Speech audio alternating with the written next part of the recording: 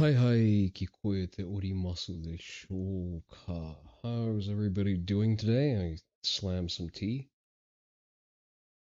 I don't know why we're still in an ad break, despite the fact that I just ran a 3-minute ad break. I don't know, Twitch is doing just Twitch things. Well, there's sort of a demon. Congratulations on your first. She end on my field till I maliciously comply. That's a pretty interesting play on the stream themes. We're not going to be playing endfield today. Um, Probably because I'm gonna try playing Action Time, and then for the first lap of the day, you encourage me. Yeah. The I need to be very careful how I comment on that because I really don't want to drop a slur in like within the first 5 minutes of the stream. We're going to ease into it, okay? How are you doing, Jerry?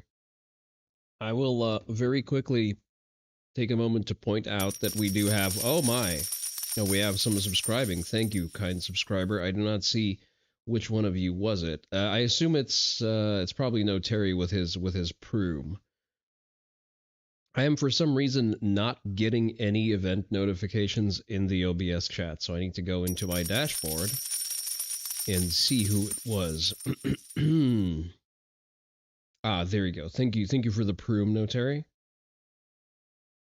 This is how you're feeling? That's good. That's a good feeling. Maintain that. Channel. Let it flow through you.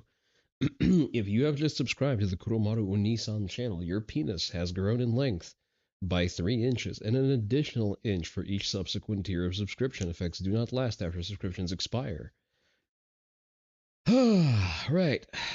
Yes, always appreciated. We love prooms, and I try to give back as much as I can. For example, with our newest coupon code, if you check out with code Kuromaru, when you buy anything from AS Design, you will get 10% off, and I get nothing because I refused any kind of revenue from the engagement. So there you go. Just use the code, spend slightly less money. The AS Design parts are fucking expensive, man. They're very expensive. So enjoy the 10% off that I have negotiated for the members of the Oni Dojo. Fuentes is the slurriest little slur you've ever seen. You assert dominance. I'm not sure I want to read that out loud. He deserves to be sold to a slur in Turkey. Okay. I'm afraid he would be into it. That's the biggest problem here. He definitely shares a number of brain cells with Harry Sisson. I mean, realistically, probably gets his payroll from the same source. All right. Quickly check. I don't know why I'm getting everyone's status updates on Discord now. I would like to stop. He's descendant from a catamite, but that's physically impossible. You never know. These fresh, never frozen beef, our Applewood smoked bacon, our brand new bun. Before he goes off of us, okay.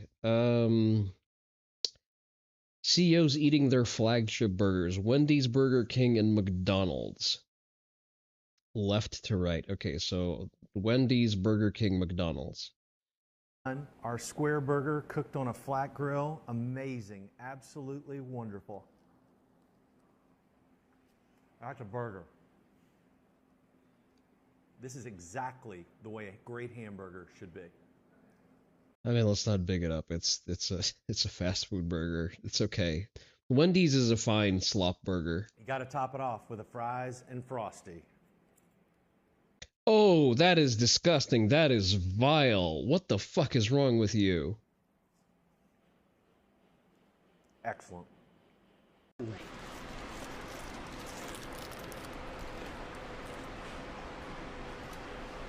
Not bad, right? Only one thing missing. A napkin. I don't see a Whopper patty in that burger. I see a shit ton of salad. I'm sorry, like, if you enjoy Burger King burgers, you're just wrong. But I also see someone who's psychopath enough to pretend to enjoy Burger King's being the CEO of the joint. It's the opposite of uncommon to Mix fry salt and frost sweet. No, stop doing that. Chris K here with, you've heard about it, here it is, the Big Arch. This is something that we have tested already in Portugal, Germany, Canada. I love this product. It is so good. I'm going to do a tasting right now, but I'm going to eat this for my lunch, just so you know. So here we go. First, holy cow. God, that is a big burger. We've got a very unique. I mean, still about 2/3 of the circumference of a Big Tasty, which I will never stop griping about. Kind of sesame, poppy sort of bun on it. We've got 2 quarter-pound patties, a delicious Big Arch sauce, and of course some lettuce. So, oh, there's so much going on with this. First of all, let's try to get this thing, I don't even know how to attack it. Got so much to it. Oh, there's also some crispy onions on here as well. I see those kind of coming out. All right, the moment of truth. That is so good. That's a big bite for a Big Arch. It's distinctively McDonald's. Only McDonald's could do this type of burger, but it also is unlike anything else on our menu. It's a delicious product. You know, you've got sort of the cheeses and the gooiness, but those crispy onions as well. Man eats the burgers like the Daily Reviewer, but without enthusiasm. Daily Review actually reviewed the Arch pretty favorably, which actually spurred me to try the Arch, although I did beef it up. God, it's horrible. I added a 3rd patty to it just to give it a little bit of girth. Well, because it's all right, you know, it's a McDonald's burger. A nice texture, and of course we've got the pickles. So I'm going to enjoy the rest of my lunch, but Big Arch, try it when you can get it. It's more of the same. Like, my biggest gripe is about Burger King, because Burger King is just awful. Sorry, I've not seen a Burger King burger that I would refuse eating.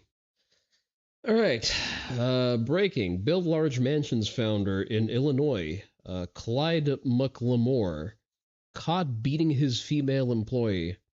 She accused him of embezzling grants. Oh, that's lovely. There's no audio. Okay. So far, it looks like she's beating him.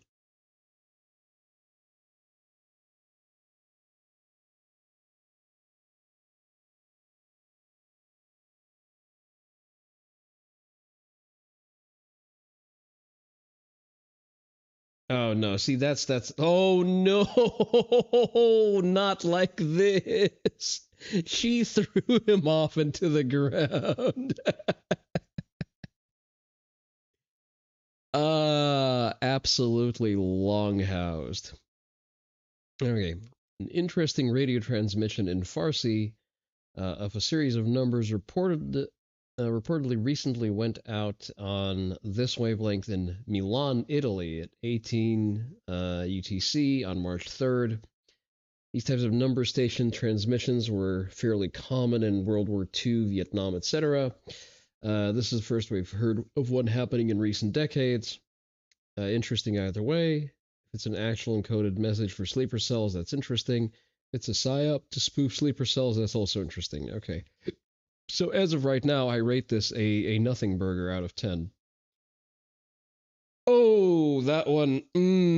I remember seeing this. This is a lot to unpack. Okay, let's get into it.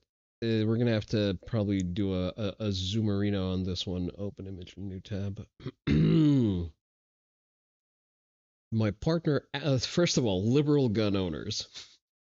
My partner accidentally discharged her handgun in our home, unsure how to handle this situation. I really don't want to read through this because, like, I'm going to give you a sampling and then you'll understand why this is just physically painful to enunciate. I could use some advice in handling this situation by people more well-versed in gun ownership than I. I did grow up around guns, so I'm comfortable around them, but that was also rifles and shotguns for hunting, never handguns. Never had an accidental discharge happen. I'm just not sure how to handle it. She recently purchased a Glock, unsure of the model. Sorry for self-defense. as the federal government does fascist things in our community.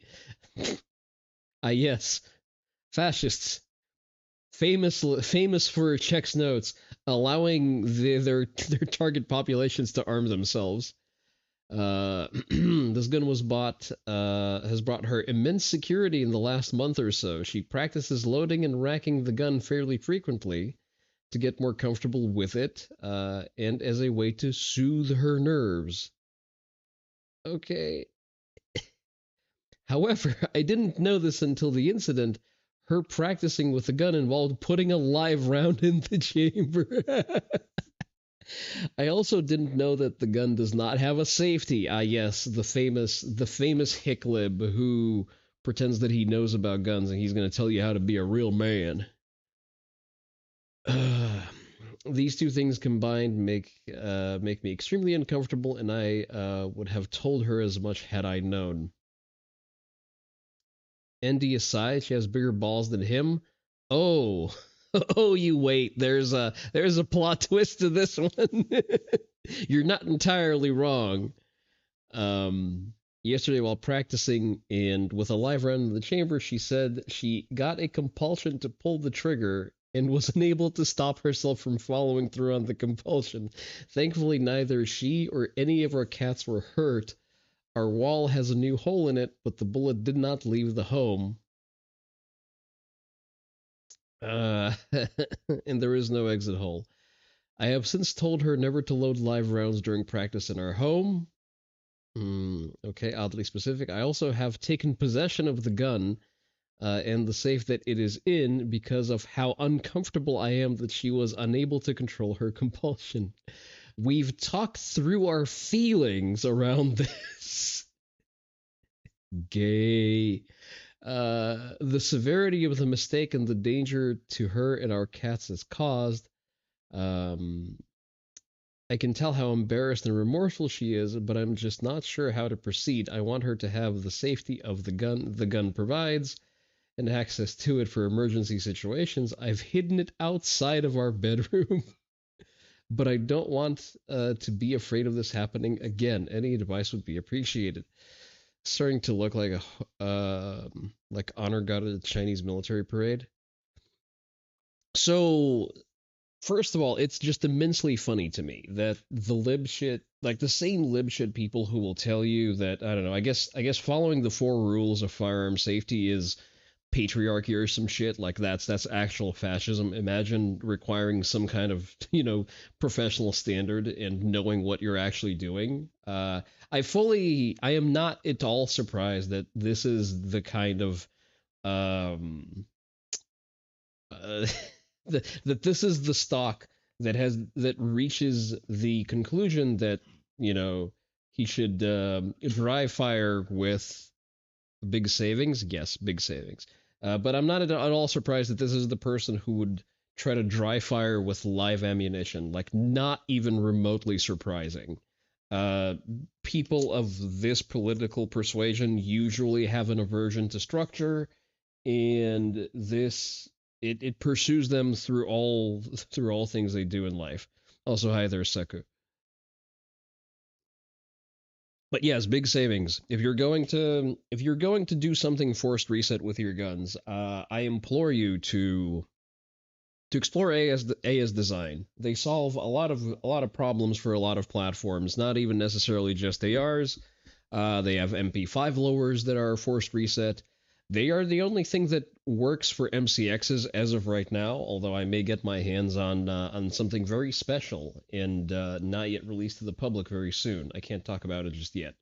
But as of right now, I'm going to shill as design just because I have a code Kuromaru to check out for 10% off. Which, you know what, if you're going to buy a pre-cut Geisley trigger, which is like $200, you get $20 off. But the plot thickens.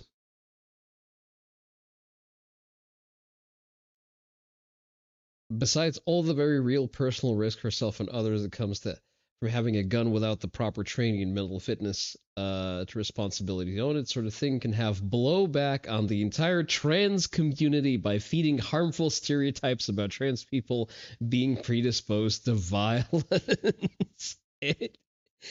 It's not all, but every time it's one. Didn't want to mention she's trans exactly for that reason, but it is a relevant fear. Yeah.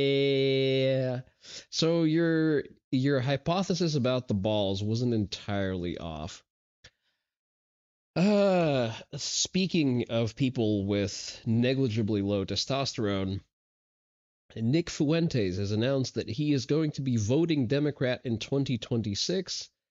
Then he adds, because white people can play both sides too, the GOP broke every single promise. Epstein file cover-up, not true. Regime change, war in Iran, not true. It's not a war. We're not involved directly with boots on the ground. No mass deportations, also untrue. We are at net negative migration for the first time in 50 years. Suck a dick, but never mind, don't do that. You would actually enjoy that. GOP must be purged and burned to the ground in 26, hostile takeover in 28. Yeah, about that. All right, let's actually listen to it. Very loud, very loud, very loud.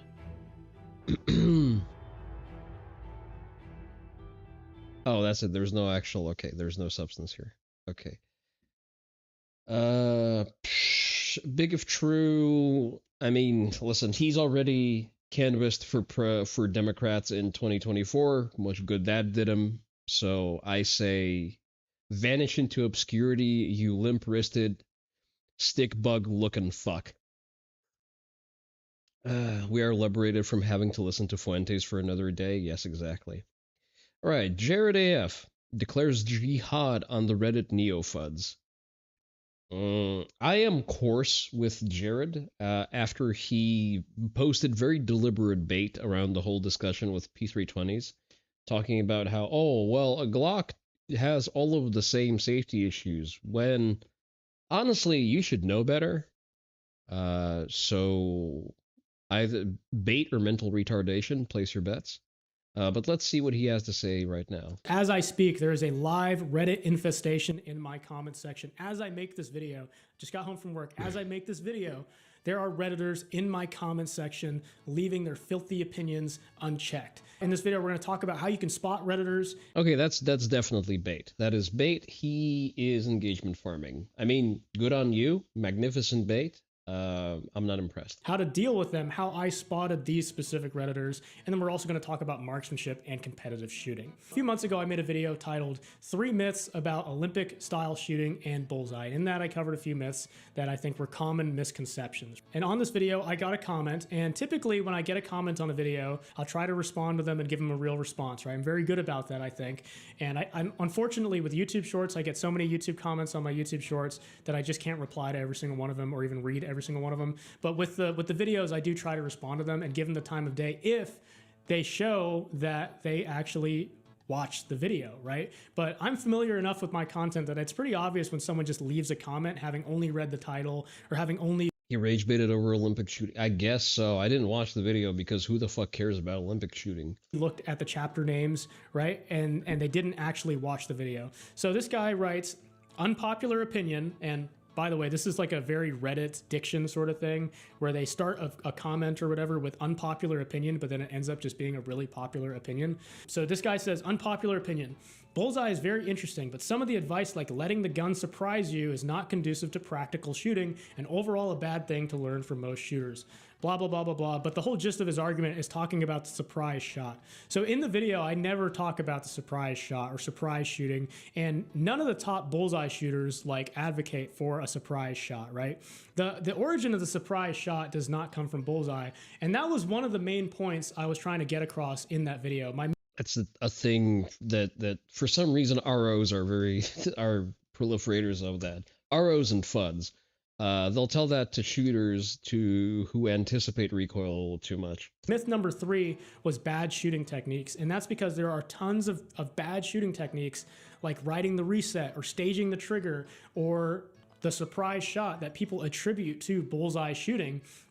But if you actually look at what the top shooters in Bullseye are saying, they are not advocating for these techniques, right? And this goes back like 50, 60 plus years, 70, 80 plus years, right? You can look at Harry Reeves, who was the first man in Bullseye to break 2600, which was sort of like the 4-minute mile in Bullseye, right? It's a big accomplishment. Back in the 1950s and 1960s, he was advocating for a controlled trigger jerk when your sights are where you want them on the target and your sights are aligned. A controlled trigger jerk. Does that sound familiar? Does that sound like something that maybe some top shooters here have advocated for, like an IPSC or USPSA? Well, this goes back to Bullseye shooting almost 70 years ago. In more recent years, if you look at like Gunny Brian Zins, who's won the NRA National Pistol Championships like 20 times, I think the last time was in the 2010s that he won it. He says there's 2 types of trigger control: uninterrupted and wrong. In my estimation, the surprise shot doesn't come from Bullseye. It comes from like the military and law enforcement qualification world, because the easiest way to take 100 untrained people who may have never touched a rifle in their lives before and shove them through recruit training is to make them not flinch so it hits somewhere in the center of a very forgiving target. And the easiest way to make an untrained shooter not flinch is if they don't know if the gun's going to go off in the first place. And that's exactly what the point of the video was, that these bad shooting techniques are attributed to Bullseye shooting. So I could tell immediately that the guy didn't actually watch the video. He saw the title, he saw the chapter names, and he wanted to get his opinion out there, right? Because this is how Redditors are, right? They don't want to listen. They want to be center stage. They want to get their opinion out. They want to have the most upvotes at the end of the day, right? That's all they want to do. And so the easiest way to attack someone like that and like destroy their ego is to not give them the time of day, right? I just said, you know, it's always very obvious when someone either didn't watch or didn't comprehend the video. Now, I wager... You know what? That is a valid comeback against a Redditor. I approve of the spell that he cast there. Sure, that he didn't watch the video, but saying that he didn't comprehend the video, you know, insults his ego, his idea that he's an intelligent person, right? Suggesting that, of course, he comprehends the delusion that he's an intelligent video. person. So a few hours later, he replies back, and he leaves a very lengthy reply. I mean, very lengthy. And he says, "No, I watched the video. I just don't agree with your conclusions." And then he says, "Some proof I watched your video." And then he says, "Myth 1, Myth 2, Myth 3." And then he basically just lists the chapter titles, which you don't even have to watch the video. You could just like scroll through the timeline and put what he put in the comments and say, "Proof I watched your video." Or he could have taken like the AI summary of the video, right? But there is no proof that he watched the video. I know he didn't, right? Just based off of what he says. And then he goes and he writes a book, right? I mean, a book, like thousands of words. This is a 5-paragraph order by the end of the time he's done with it, right? And he starts talking about the surprise shot again, right? Like that's exactly the point I was trying to make. Like the surprise shot is something I didn't mention. First off, surprise shot I didn't even mention in the video, so why is he bringing it up? And 2, why is he attributing that to Bullseye? So paragraph 1 is just talking about surprise shot, so you don't even have to read all that. Blah, blah, blah, getting rid of flinch and all this sort of stuff. It's obvious this guy doesn't actually really know how to shoot, or he doesn't have a very good depth of knowledge with marksmanship fundamentals to say anything that he's saying here. He then goes and talks about, this is what he really wanted to say, right? What's more Reddit? Writing that entire comment or recording an entire video to respond to that comment? He starts giving his own shooting advice now. He starts talking about how in order to shoot a good shot, you need to stage the trigger, as in bring your trigger finger to the wall and then pull through the wall. Even IPSC shooters don't recommend that, right? Like Jerry Michalek doesn't recommend that. He recommends one uninterrupted trigger control, trigger pull. He even says something like he watches people's hammers in double action, and if it goes back in one motion and goes forward in one continuous pull, that's someone he needs to watch out for. If he sees someone staging the double action trigger, he knows that's someone he doesn't have to worry about, right? Joel Park here on YouTube, he runs a good channel where he talks about shooting techniques, and I don't agree with every single one of them for different reasons, but he does talk about uninterrupted trigger control, and I think his skills are demonstrable here on YouTube if you want to look those up. I've talked to Calvin from Firepower United. He says the same thing. Top USPSA shooters, they're all about that uninterrupted trigger control, one smooth motion, one fluid motion. Same thing in Bullseye, right? Same thing in Bullseye. Brian Zins, 20-time NRA National Championship. His favorite saying is there are 2 types of trigger control. There's uninterrupted and wrong. Keith Sanderson, Olympic rapid fire, 5-time Olympian, he says things like, there is no upper limit on how fast you can pull the trigger, but there is an upper limit on how slow you can pull the trigger. At no point in the fundamentals of marksmanship is there anything that says, written in stone tablets that came down from the mountain, that you have to stage the trigger. There's nothing written in stone tablets saying that you have to pull the trigger slowly to produce a good shot. There are so many people out there with so many ideas on marksmanship, and there are so many people that have been in law enforcement and military that don't really have complete ideas of marksmanship, and they have their own opinions that were just essentially convenient ways of pushing recruits through training, and then they'll go and repeat that on the street, and then that'll become its own sort of. I think the thing with staging your trigger pull on the wall, it's a misconception that comes from sort of understanding and breaking down the trigger pull. I agree with the fact that, yes, you generally don't want to fragment the movement, and you don't want to split it up into different points of intentionality. It is important to teach people how to deal with the wall, and yes, like as an early shooter, hello there, Gecko.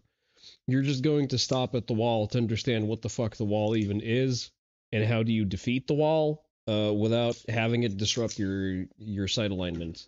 Which, yeah, sure. And the less time you spend pitter-pattering around the wall, the less you stop and go, the less disruption of the sight picture you're going to introduce. So again, very non-controversial. Dogma. So I replied to that comment, this is just a list of unqualified statements, generalities, and... Oh my, thank you for the sub, Gecko. You haven't hit the wall yet right now? Congratulations, you still got plenty of eggs, still plenty fertile. If you have just purchased a subscription to the Kuromaru Onii-san channel, your penis has grown by a full 3 inches and an additional inch for each subsequent tier of subscription. Effects do not last after subscriptions expire. All right, let's keep going. Strawmans, most of which even top IPSC shooters would disagree with.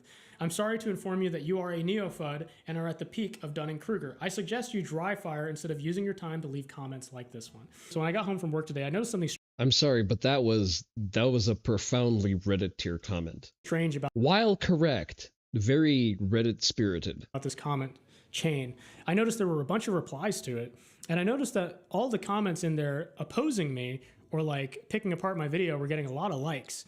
And I was like, huh, that's strange. You know, this video doesn't get a whole lot of views. It doesn't get a whole lot of comments. Why am I getting so many comments? Why are these guys getting so many likes right now, right? So I went through and I checked, and the first thing I do is I can check the age of the channels. You can do this too, even if you're not the uploader of the video. You can click on their icon and you can see that one of the guys that left a comment, he made an account 1 hour ago. And the types of comments he was leaving were just like shame on you type comments. Someone leaves a really well thought out and engaging comment and you reply like that, shame on you. That's like a Reddit shame tactic, right? Because they try to take the moral high ground, even though they're literally just trying to gaslight me, because this guy obviously did not thoughtfully engage with the content. He completely skipped through the video, didn't watch it, and then shat out his own opinion in the comment section, right? And then calls his Reddit friends over to back him up, right? That's not thoughtful engagement with the content. It is on Reddit, not when it comes to real life human beings. So the comment that guy had left was, while we're making suggestions, might I suggest that you post a video of you running a USPSA match? You have to have competed in one before, because the alternative is that you've never actually shot a USPSA match, and you're just assuming bullseye shooting would make you a better USPSA shooter. In that video, I never mentioned USPSA, I never mentioned IPSC, I never mentioned having ever shot a USPSA match, because I never have, right? I plan to at some point, probably. I'll probably do something like that with Calvin over at Firepower United. I think broadly speaking, if you're someone that's struggling to get on paper in USPSA, like learning some fundamentals would probably make you a better USPSA shooter. I don't think being very good at bullseye will make you the top of the game in USPSA. And I don't think being a top of the game USPSA shooter is going to make you very good at bullseye either, right? They're different games, right? But what I was getting at is generally bullseye is very applicable to many different types of scenarios that you might use a handgun in. And I gave Newsflash, shooting a gun better allows you to shoot better. specific examples of that in the video, none of which was USPSA. The two competition examples I gave was GSSF and a 2-gun action match hosted by Brownells. In GSSF, I've done very well. I've won several Glocks. In the 2-gun action match, in my very first action 2-gun match, whatever you want to call it, I came in 3rd place in my division, right? With nothing but bullseye experience, and I shot that match, half of it one-handed. So those were the two specific examples I gave. Holy collarbone hold on that fucking rifle stance. This guy's talking about USPSA, something I never mentioned in the video. Again, it's a straw man argument. It's not in good faith. It's just supposed to be a gotcha so they can get upvotes, right? So when I saw that comment, I started seeing the likes. I realized, that guy, the other guy had made his account an hour ago and he's trying to shame me. I realized I'm dealing with some Redditors. So I said, I've never once said what you're suggesting. I've obviously struck a nerve if Buddy had to call in his Reddit brigade backup, dry fire more, and you would suck less, right? Again, the easiest way to break down a Redditor is to I see, Chick, your primary instructor was getting into Olympic shooting. He said it functioned as a test for pure fundamentals, very different, very intensive. I see. insult their fragile ego, right? Because I think deep down, I guess because it is essentially just, a static trigger pull in like a chemically pure environment. they know like they're not as smart or intelligent as they think they might be. So yeah. Now, right after I left that comment, that was like a total wager. I just figured they were Redditors based off of the way they were typing, based off the way they were like ganging up on me and liking each other's comments. But the funny thing is, as a YouTuber, I can check the analytics for a video and I can see exactly where the traffic is coming from. And like I said, this video has been pretty dead for a while now. And I noticed there was a huge spike in views in the last 60 minutes. I can check exactly where those views came from. And those views came from other YouTube features, external or direct or unknown. So external means external websites linking to the video. Direct or unknown means that it's an external link, but they have some way of masking where that link came from. So if they have like a VPN or something like that. Other YouTube features means that someone shared it or clipped it and then shared it that way, right? So this guy was obviously sending clips of this video or sending the link to all his friends or whatever. But the cool thing is I can go to the analytics and see exactly what websites this video links to or was being linked from.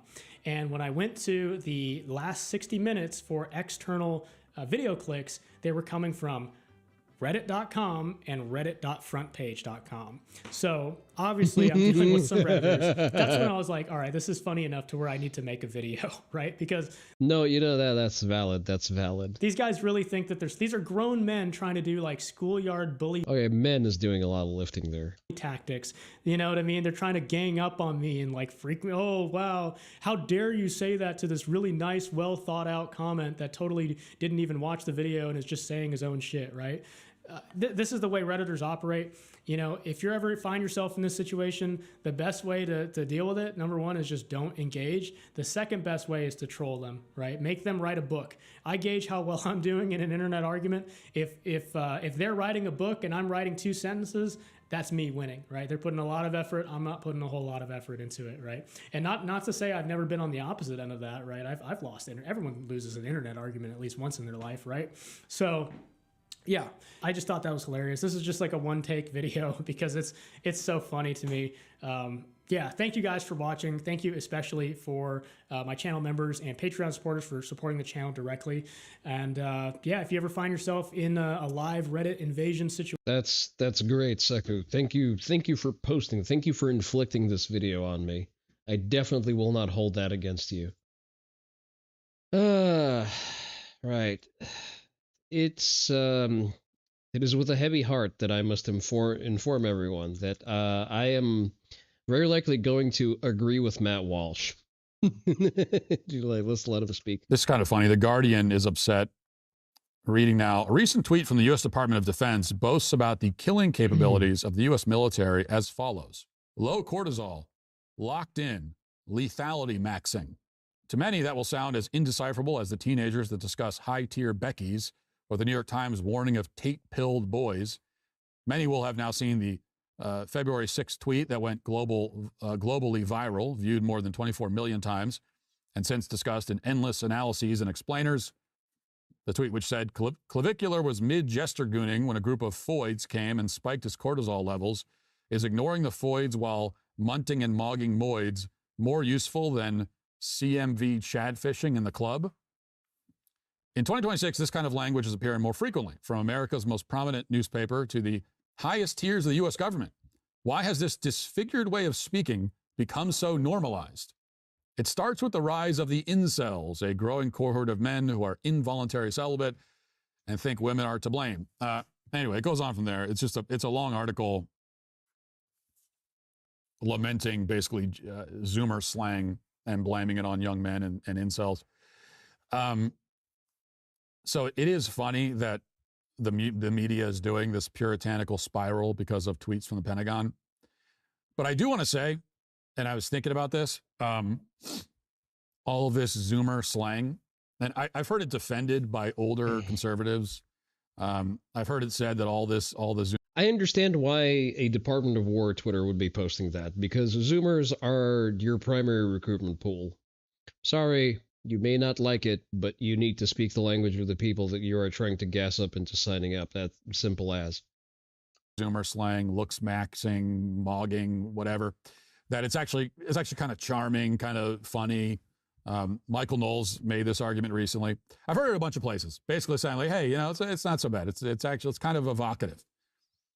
And the thing is, I agree on the surface. I actually think that these new terms many of them are kind of funny, are kind of evocative in their own way. They sort of work. Well, for one, mogging is not a Zoomer term. It's very much a millennial lifter term. It's just that Zoomers discovered the term after they've achieved an age where they finally aspire to have a grown adult physique, and therefore they got into lifting, and therefore they proliferated some of the older terminology there. But go on.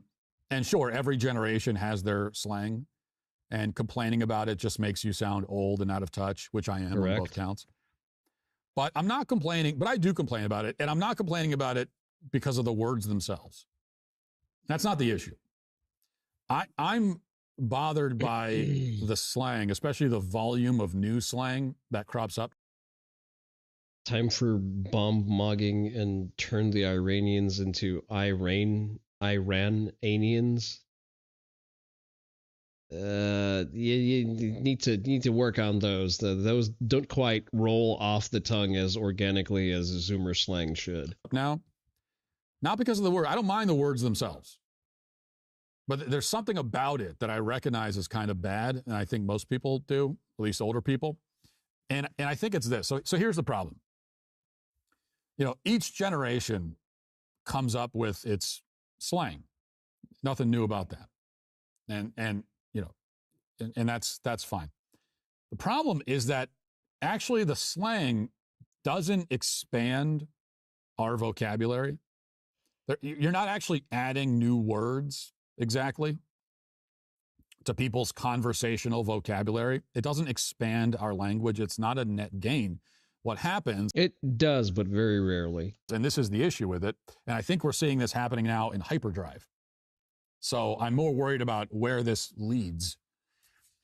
What happens is that each new slang term becomes a substitute for other words and phrases that already exist.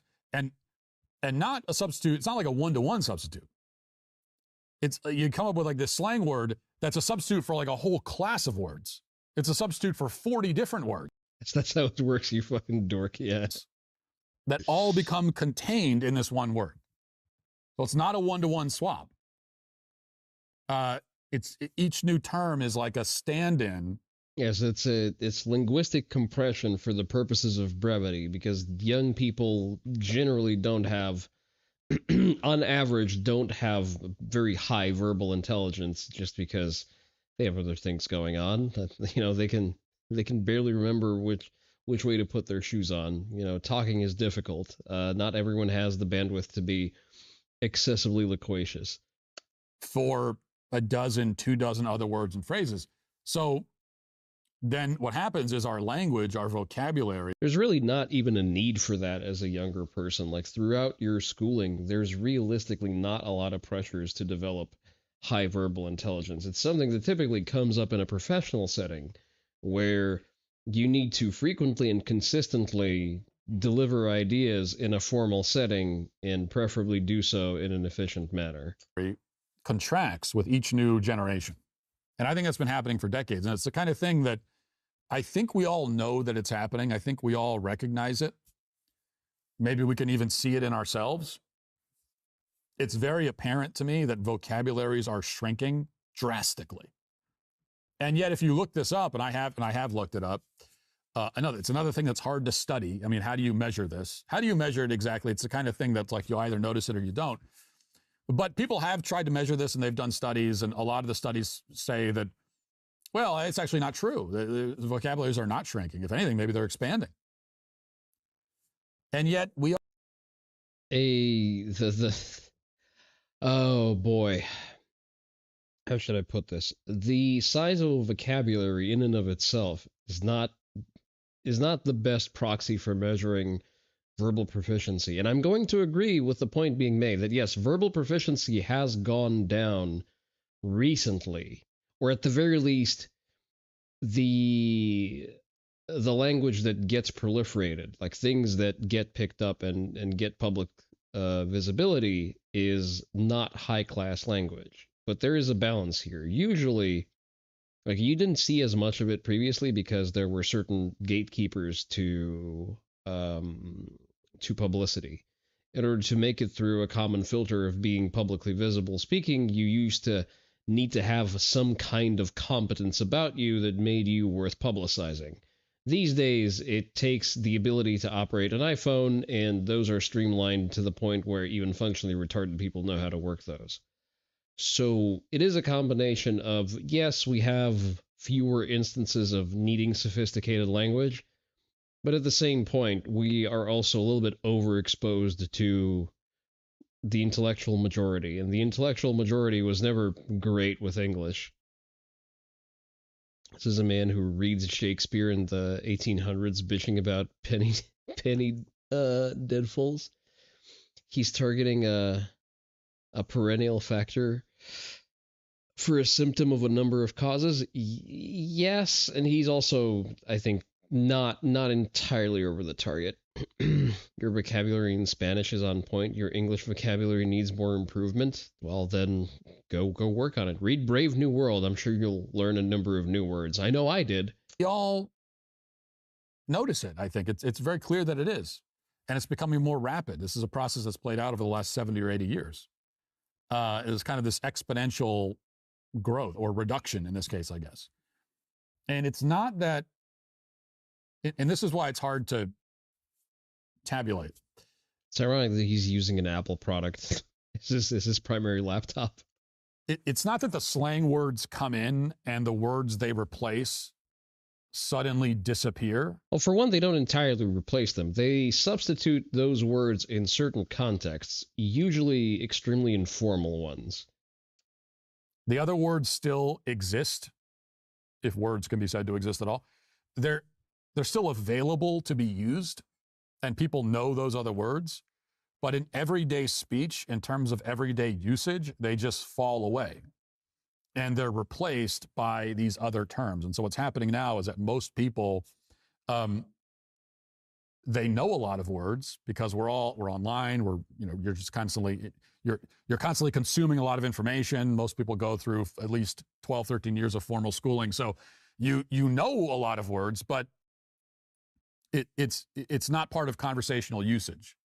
Okay. Or even non-conversational. So here's what I mean. You take a word like Riz, which is a term I kind of like. I'm not going to use it because I'm almost 40, but like, again, it works. I get what you're trying to say. But if you didn't have that word, you'd say that someone has charisma, right? Which is what Riz is short for. Or you'd say they have charm, or they have magnetism, or they have appeal. Yes, and in most formal scenarios, you're going to say, one of the words that would have been originally used for the phenomenon, and not say Riz.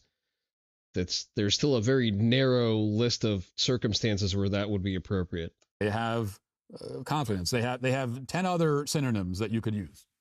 You say someone's mid, right? Now, without that word, if you didn't have that word, you would say, oh, they're mediocre, they're average, they're underwhelming, they're uninspired, they're forgettable, right? You go down the list of what are cooked, right? If you didn't have that, you'd say that someone is, or something is exhausted, defeated, embarrassed, doomed. So what you're saying is it's shorthand. Used for the sake of brevity. Overwhelmed. And then you got mogged. Another word that I'm not going to ever use it because I'm too old. But no, you're not going to use it because you're too small and you don't even lift. Even before anyone defined it for me, I kind of knew what it meant because it sounds like what it means, and so it works as a word. And yet, without that word, you would say that someone they haven't been mogged, they've been outclassed, they've been outshone, they've been dwarfed, they've been they're being towered over. I mean, there's 30 different ways you could describe what that is meant to mean, and it just goes like this. And again, you can still say all those things. I get it. Those words have not disappeared, and those words and terms have not disappeared off the face of the earth. But in practical everyday usage, all of those other forms of description are subsumed, right, by the slang words. And the internet just makes this process play out again exponentially. It's the same thing with people relying on emojis and GIFs and that kind of thing. It becomes a replacement. Do people even rely on emojis these days anymore? Like, I feel like emojis have sort of reverted to their original purpose of being a crutch for relaying sentiment in a written sentence, because, it's very difficult to relay tone in a sentence unless your language very specifically supports that as a grammatical structure, as a grammatical arrangement. Like Japanese does that fairly well. They have a plethora of sentence-ending particles that will indicate tone and demeanor of certain statements. Women rely on emojis. They require emotive expression and communication, and they lean on that very hard. Not a universal observation. I don't know. Some do, others don't. Placement. It's like, rather than, that's why I've been complaining about emojis forever. It's okay, you're excited or happy about something, and so you use a smiley face emoji. Well, without the smiley face emoji, you could just describe, you could talk about the fact. Yeah, but if I'm texting, do I really want to do all that? Like, I'll frequently reply with like a thumbs up to something because, it's a sign of, I acknowledge receipt of this information and I accept the stated terms or something like that. Yeah, like I hear you. And it's faster for me to, give a quick emoji reaction with a thumbs up, as opposed to thinking about something that's going to be, of a valuable contribution to the conversation. Fact that you're happy, you could describe it. You could use descriptive words. You could use like adjectives. You could expand a little bit, and it just makes your communication richer. It makes it a richer communication for everybody involved. If he's going to make pecking hands, I'm going to lose it. But it all just gets consumed. Everything gets condensed. Everyone's everyday vocabulary, their conversational vocabulary g's condensed. Your receipt of this line of thought is disdainful, and you're actively glowering at him while you eat your meatloaf. And condensed. And see, you say all that. You could have just said, fuck you. You really see this. It becomes undeniable if you go back and read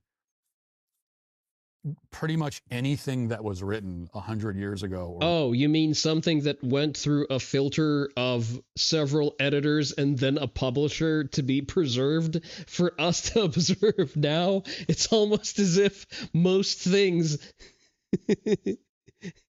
Oh no, an emoji, my IQ ceases, I perish. It's almost as if most things that he's currently complaining about will never make it to a written source that's going to be preserved long enough to people have any kind of active awareness of it. More. And I don't just mean classic works of literature.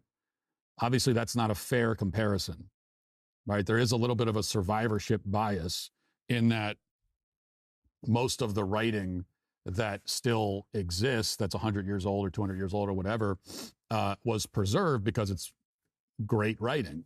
And so we don't get a lot of the mediocre writing from 100 years ago, 200 years ago or further. I mean, we have a lot of citation of what, a mediocre person would sound like, preserved very, very well by people who describe either folklore or describe daily life of the time. Mark Twain comes to mind with some spicy vernacular. Did I know that before the internet, single gesture expressions existed? You're making one at Matt Walsh right now. Can you see it? I can. I actually can. Yes. They're back than that. And so I get that. Ditch your old wireless contract and trade up to Pure Talk, my wireless company, the one that actually Your wireless company, okay. respects your time, money, and intelligence. For just $25 a month, you get unlimited talk, text, and data. No contract, no cancellation Really? For $25, unlimited? There has to be a catch. fees and no waiting for overseas representatives. They provide fast, simple service. Make the switch. Go to puretalk.com/Walsh and you'll save 50% off your first month. That's I would like to see the roaming fees, sir. puretalk.com/Walsh. Switch to a wireless company that shares your values. Pure Talk, This is probably some fucking repackaged T-Mobile. America's wireless company. You know, so it's not fair to compare the vocabulary of some live streamer to, you know, I would say especially of a live streamer. I was just reading The Death of Ivan Ilyich again, which is a Tolstoy novella, and I think one of the greatest works of fiction ever written. It's really short. If you haven't read it, it's 50 pages. You should read it.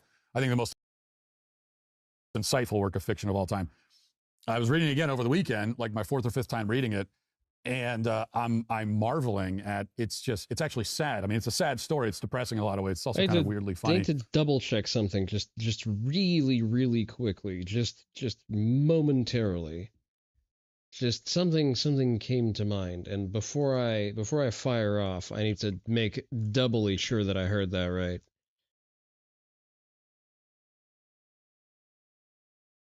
Never mind. In a satirical, really dark, black humor kind of way. But it's also depressing because you're reading, it's like no one can write like this anymore. The way that he's able to describe the exterior and interior, like be able to describe the environment these characters are in, and also what's happening inside them. I would disagree with that. You have people who are, I don't know, I wouldn't say that, for example, prose has progressed. First of all, you're not fucking reading that in the original. You're reading an English translation of a Russian book, my guy. You have no fucking idea how it's written. Secondarily, I wouldn't say that, for example, Steinbeck is worse off than like Russian Golden Age prose. There's a part of Portal 2 where Wheatley is desperate to prove that he's not an idiot, summarized with the Gladys quote of, "Oh no, he's listening to classical music." And he's able to describe it so vividly, and he's able to describe what someone is experiencing so that you feel like you're also experiencing it.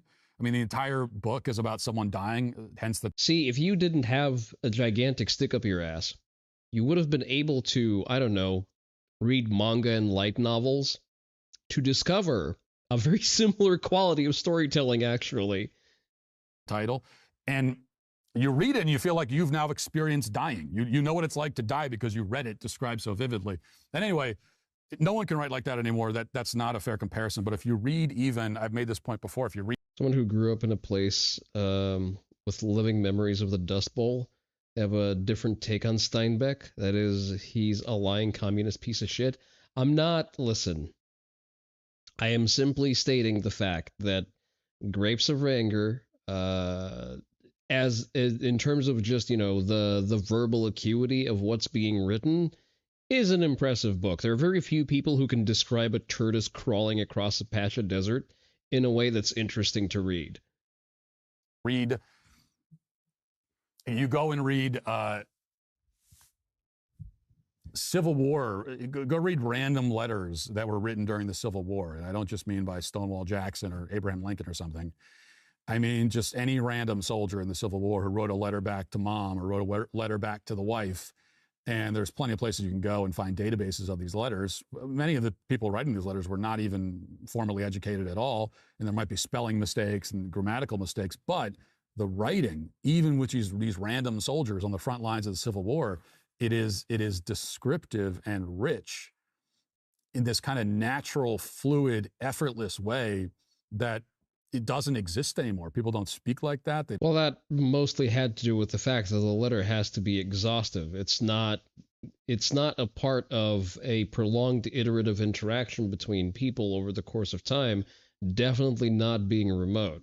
A letter is something that's very finite. You need to capture as much information as possible in that letter because you can't send a follow-up letter because that's not how mailing works. as opposed to texts where there's the brevity is derived from the frequency of contact. The way Sherman's scumbag wife talked about genociding people for living farther south than her was truly a treat to absorb. Yeah. They don't write like that. So much so that when you read it, even without context, you immediately know that, oh, this had to have been written in the 19th century. Not because it's really flowery or formal, but just because it's so descriptive in a... I mean, maybe by the fact that it's a written letter, and then you're going to have some older vernacular that's fallen out of use. That's usually how you're going to tell. way that nobody writes anymore. And so there's this kind of poverty of language that's happening that I find really sad.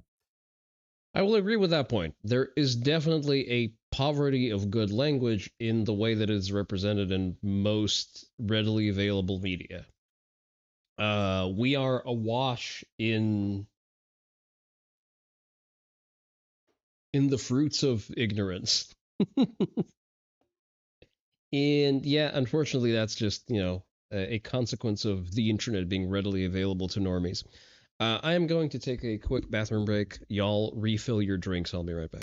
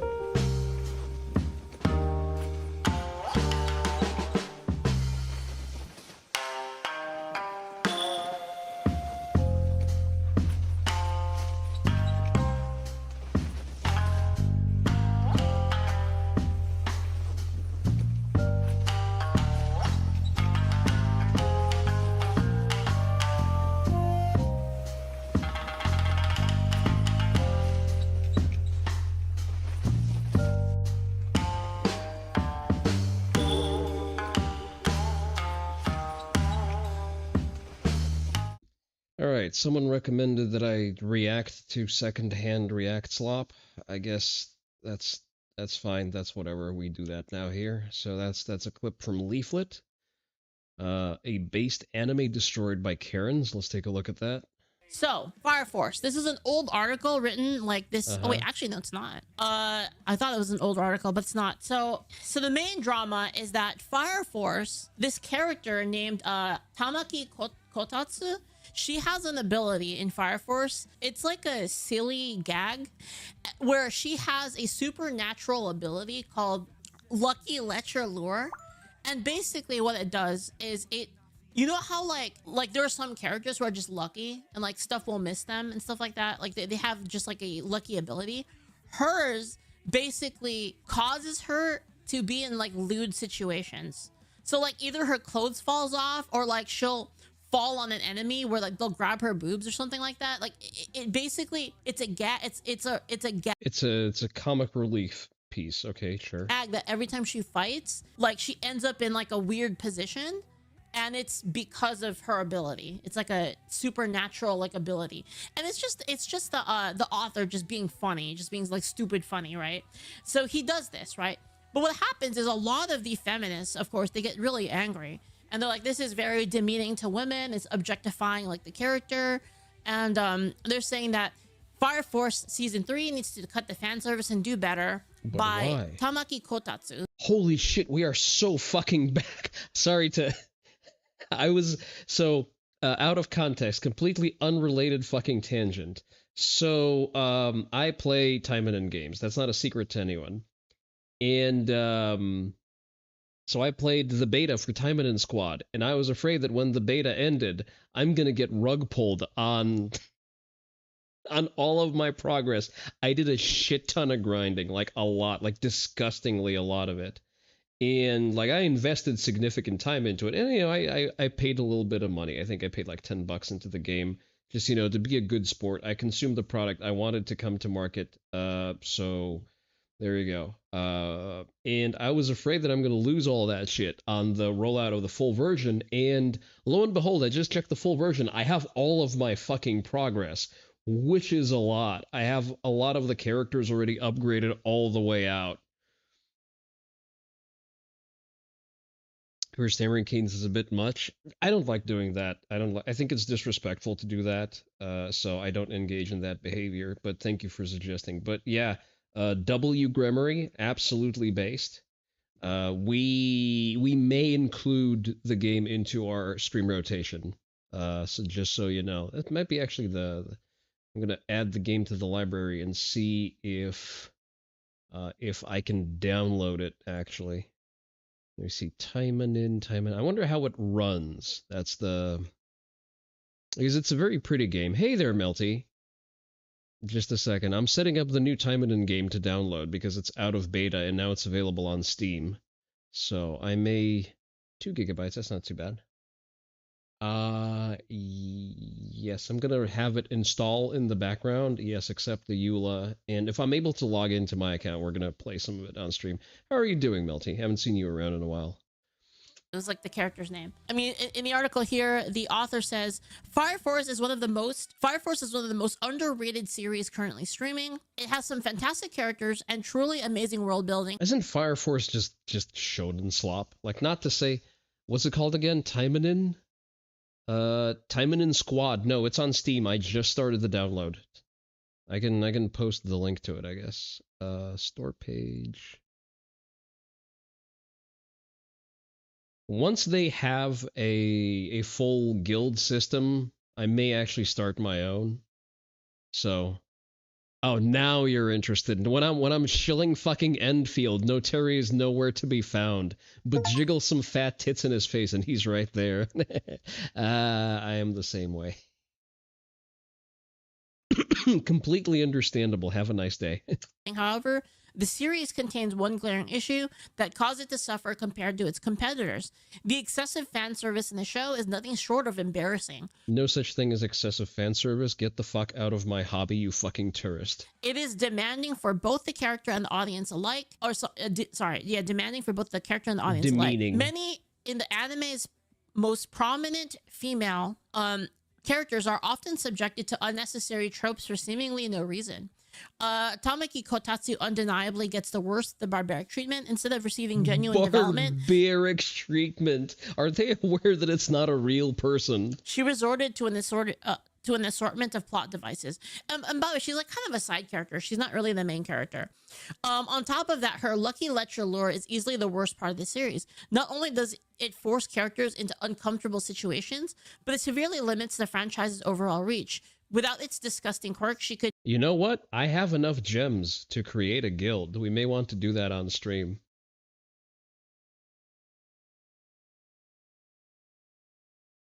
Russell should have just said he's gay and the women distract him from men. Valid point. It'd be a truly interesting character. So, yeah, people are pretty pissed at this.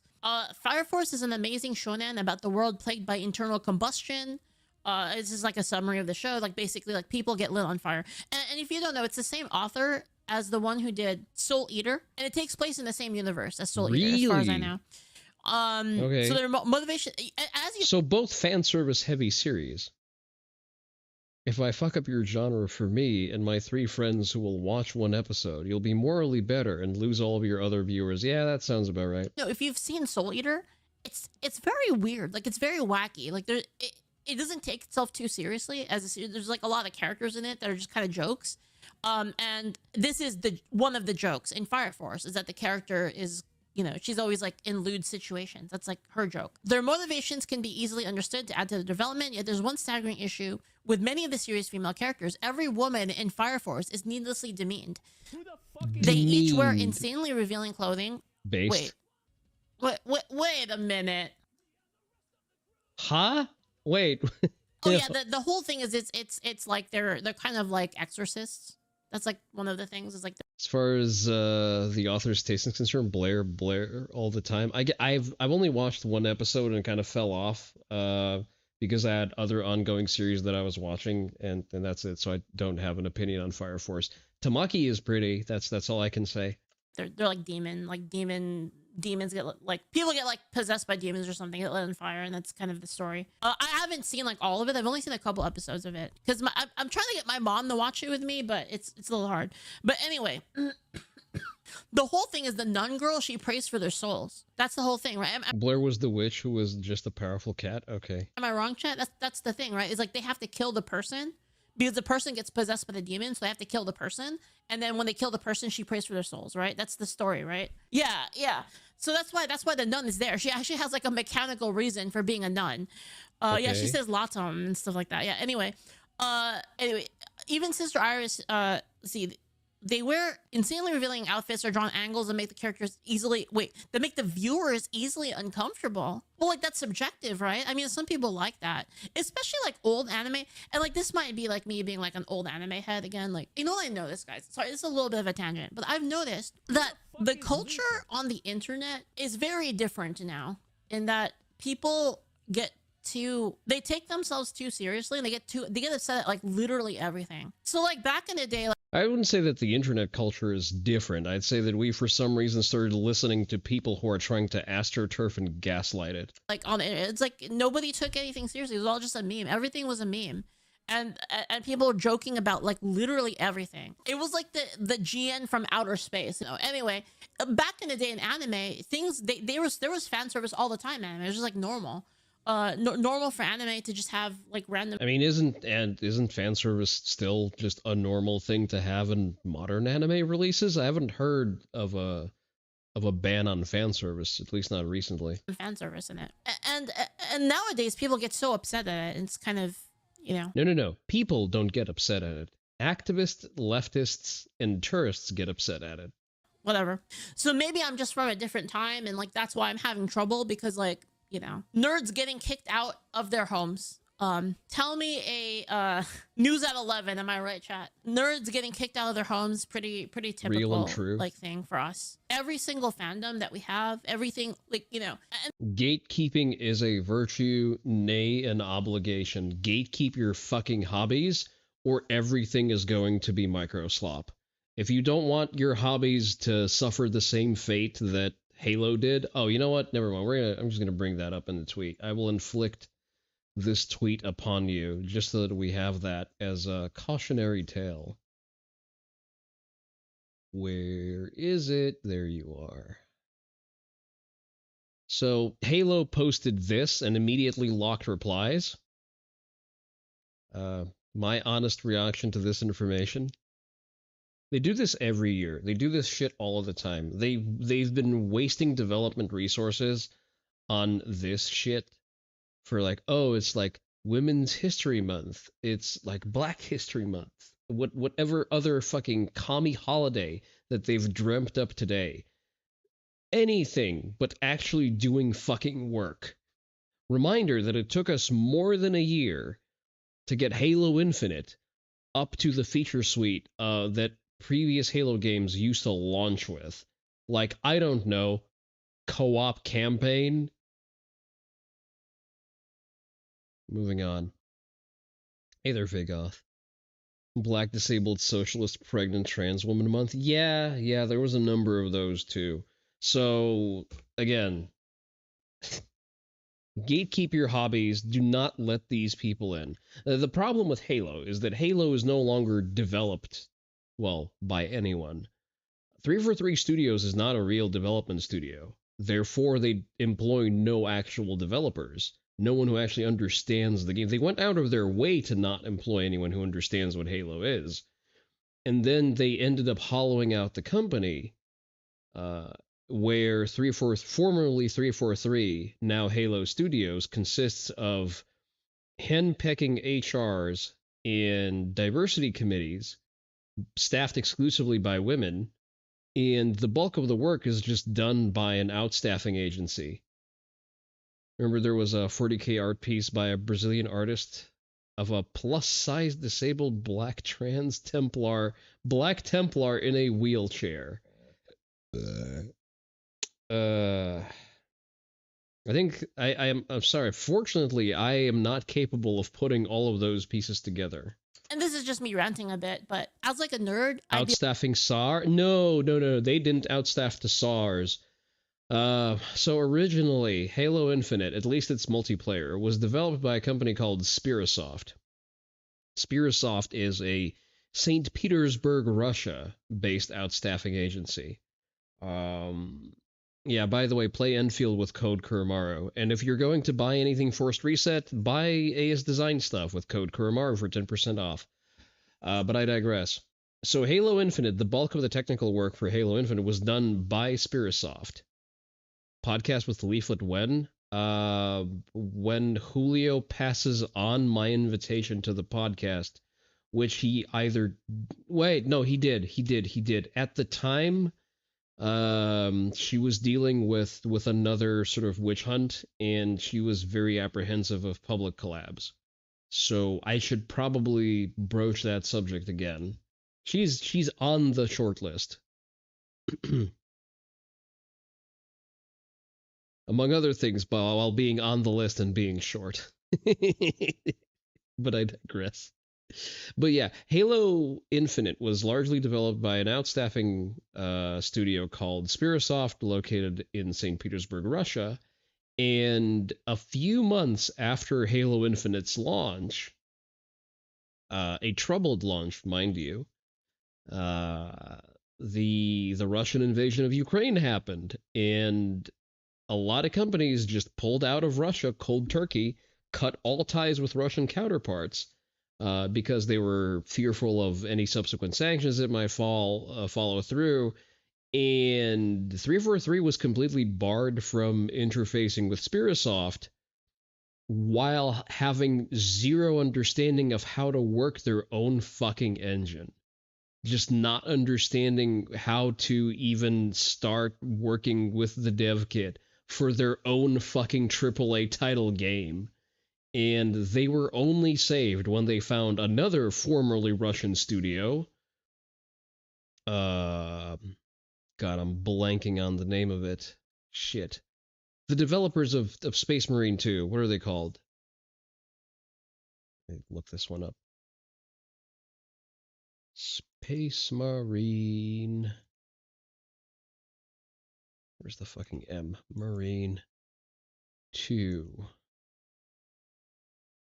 Saber Interactive, there you go. Saber Interactive is a formerly Russian studio with a lot of Russian devs who were likely able to read the documentation and decipher whatever notes were left in the code and in the builds by Spirasoft, and only then was 343 Studio, staffed exclusively by women, had to call other men who could decipher the work done by other men for them, because 343 Studio, being staffed by women, can't work the code or do any real work whatsoever.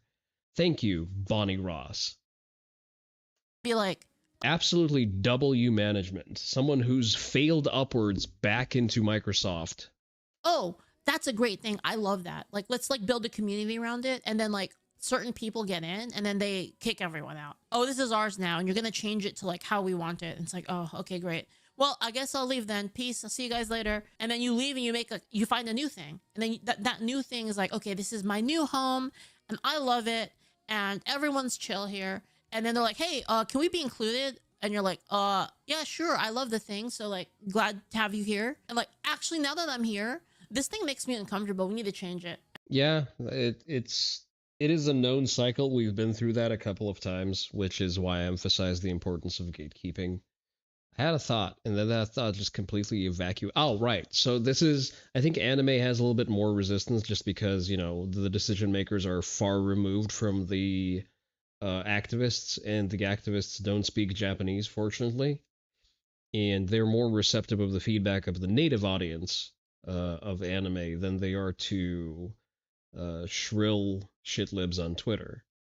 And I think that the same attitude should be expressed towards fighting games, specifically Tekken. I think Tekken needs to avoid feedback from the English language sphere like fire. Like, I am sorry. People who can't pronounce the word ask do not have an opinion that matters when it comes to designing a Japanese fighting game. And it's like, oh boy, here we go again, right? And that's basically the experience of being like an ancient nerd. Whether it's anime, games, comic books, conventions, sci-fi, like literally everything. Star Wars, the internet. It's like back in the day, there were no normies on the internet. The internet was like the world of nerds. Like cool people didn't like the internet. It was like some nerd shit, right? Until like Facebook came out or something, like Facebook and all those things. But I think it was MySpace. I'm not even sure how I'm supposed to pronounce that. These are not words that I'm aware of putting together. Actually, MySpace, and there was another one, I forgot what it was called. But yeah, the normification of the internet happened when, you know, companies figured out how to commodify internet access after they've managed to streamline it from, well, here's a specific website that you need to visit in a targeted fashion when you know what you're looking for, versus, well, here's Facebook, an endless cavalcade of dumb shit made by people like you for you. But anyway, until that stuff came A self-perpetuating cycle of bullshit. out, and then all of a sudden like social media came out, and now everybody thinks it's cool to be on the internet, and now like they want to police the internet as well, and it's just really irritating. And this is why now you're seeing like such a backlash from nerds being like, get the fuck out, right? They'll be like, oh, anime, like you want to remove the stuff from anime, get out. Gaming, get out. We're about to experience the hindification of the internet. They're rapidly digitalizing at home and entering the digitalized nations. No, please no. Can we not? Is it too late to nuke India? Right, people are finally like fed up with it because like, come on, Pakistan, you have nukes. Come on, please. We've been pushed out. Like, you've got nothing else going for you. Just all you have to do, just if you're going to have one positive contribution to history, so much. And this is why you see like especially like Warhammer people, like the 40k people, they're like super pissed at anyone that wants to like join. Like they're like, you want to be into Warhammer? They're like super sus of like every single person that like wants to be into it. Because I think the Warhammer nerds are predominantly pissed at Games Workshop right now, because Games Workshop is realistically the biggest hazard to its own IP that currently stands. You know, the trooning of the Custodes being of an important flashpoint in that particular battle. You don't want a biological hazard on top of nuclear fallout? Listen, you can't make an omelet without breaking some eggs, okay? We need to cut our losses. Socialist Workshop. It's not even socialist. That's the thing. They're people who run Games Workshop are very obviously default libs, like the most chemically pure, low information shit lib take haver. Like they're Redditors, an entire company of Redditors. Castrudians. Because of these reasons. But anyway, the point being is that fan service was just a normal thing in anime back in the day. It's like it just always happened. Lewd jokes, and you know, fan service. An entire company of Redditors shudders. Literally melt down when they realize, yeah, they live in active fear of the chuds who make up the core of their audience.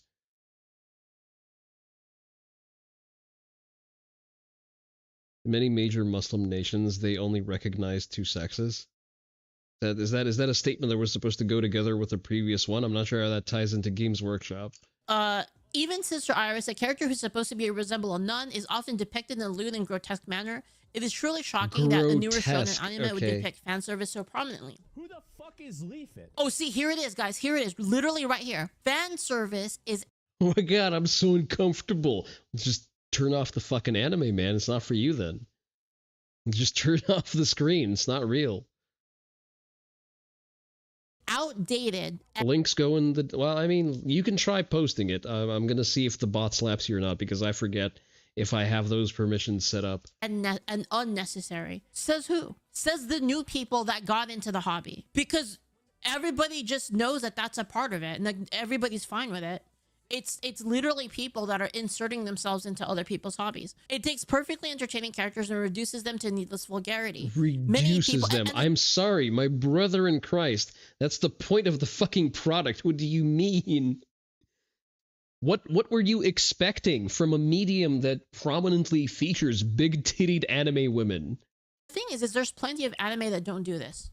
Right, this isn't like every single anime. There are more serious. Yeah, there are anime that don't do that. Just go and watch those. Anime that don't do this. Like it's very odd to watch, I don't know, Ikitosen or Keijo and complain about the fan service of all things. I am an adult and I consume adult content for serious adults with serious adults in it. No jokes allowed. Even fucking Berserk has gags in it, motherfucker. Well, Berserk is a larger ongoing series, and it derives from the source material. And the pacing of manga is more conducive to having, like, comedic relief. Or comic relief, excuse me. There are manga that barely engage in any comic relief. There are, like, there's deadpan manga, and therefore there is also deadpan anime. Sometimes you just want you want to maintain that particular tone. Other times you use the comic relief as like a false pressure relief valve. Like you put the audience in a state of complacency only to deliver a big, shocking, emotionally impactful plot twist right in the middle of the comic relief. Did Paname get the fuck out? See yourself out, sir. Take Freerun, for example. Like, Freerun has like very little fan service compared to like other things. And some of them like have zero. Like Guardian of the Sacred Spirit has like zero fan service. There's plenty that have zero. What does shonen mean? I mean, strictly speaking, Evangelion has no fan service. Warhammer USA Store Finder. I'm going to... It's a scary link. Just a second. See Indonesia, Kuwait, and the UAE. Why? Okay, let's try. See, I don't like how it knows my IP address. Reject cookies. Let's see. Let's try Turkey. All right, Turkey. Sure. Oh. There's a Warhammer store in Ankara. Okay. There's 3 actually. What am I to you know, I'm not going to try to read that out loud. The Turkish language is odd. I don't know how to pronounce that correctly. But there are stores in Muslim countries. You can just get to the point that you were trying to make. Shonen means boy, and so it's like the genre. The target audience is like young boys, which is like basically like superhero stuff. It's like combat. What you deduce is that if there is a company selling woke shit in a culture that doesn't want woke shit, see, the thing is that they're not even really selling woke shit. They are trying to put lipstick. They're trying to put woke lipstick on something that is not even remotely woke. Something that is, by its core message, inherently conservative. That is the biggest internal conflict of Games Workshop. Their hobby and their lore is chud-coded, and they seethe endlessly, understanding that if they are to chop this particular branch off 40K, if they are to attempt and woke wash it, they are going to no longer be able to eat. How do they usually react? Have I seen how Bangladeshis react to K-pop fans? No, I don't believe I have. Like really cool combat, like burning passion arcs. Like the characters are like, oh, like the baseline of 40K is a buff white man pummeling an effete alien in a bare knuckle boxing match. Pushing woke in a non-woke nation is generally a violently bad idea. Again, the way they're trying to push woke in, they're trying to inject woke into the hobby, and they are barely able to do so because the setting just does not accommodate that shit. And the one time they tried recently with the, with the Troon Stoties, the audience, rightfully so, violently shimped. And it's interesting to see how they go, where they go from there. If they see a realistic chance of an acquisition by Amazon, they may just double down and retcon female custodies, and then that's it. That's going to be curtains. Congratulations, you just murdered a multi-decade franchise for likes on Blue Sky. I'm so badass, right? And that's what it means, basically. Seinen is more mature stuff. Yeah, exactly. And the thing is like, to be honest, the author of Fire Force and Soul Eater, their stuff is a little bit more mature. It's a little bit more mature than something like Dragon Ball or something like that. Like the topics are more mature than those shows. But even then, like in Japan's culture is just different. Like they just have a different like view of things. Like they're not so like prudish about stuff. If you watch, remember that Japan is a culture that figured out drawing porn before they figured out perspective. Like old Dragon Ball, for instance.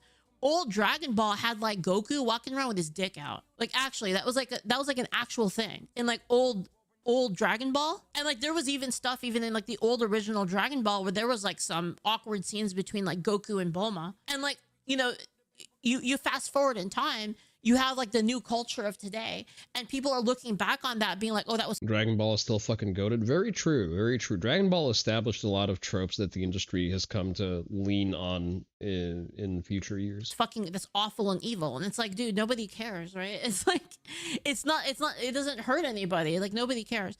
But anyway, that's the point. That's the point I'm trying to make, is that like it's a different culture, and people are trying to now insert their culture, their modern culture, into something that was not actually for them. Moving on, right? Fan service is outdated and necessary. It takes perfectly entertaining characters and reduces them to needless vulgarity. Many people rightfully believe that the fan service no longer has any place within anime.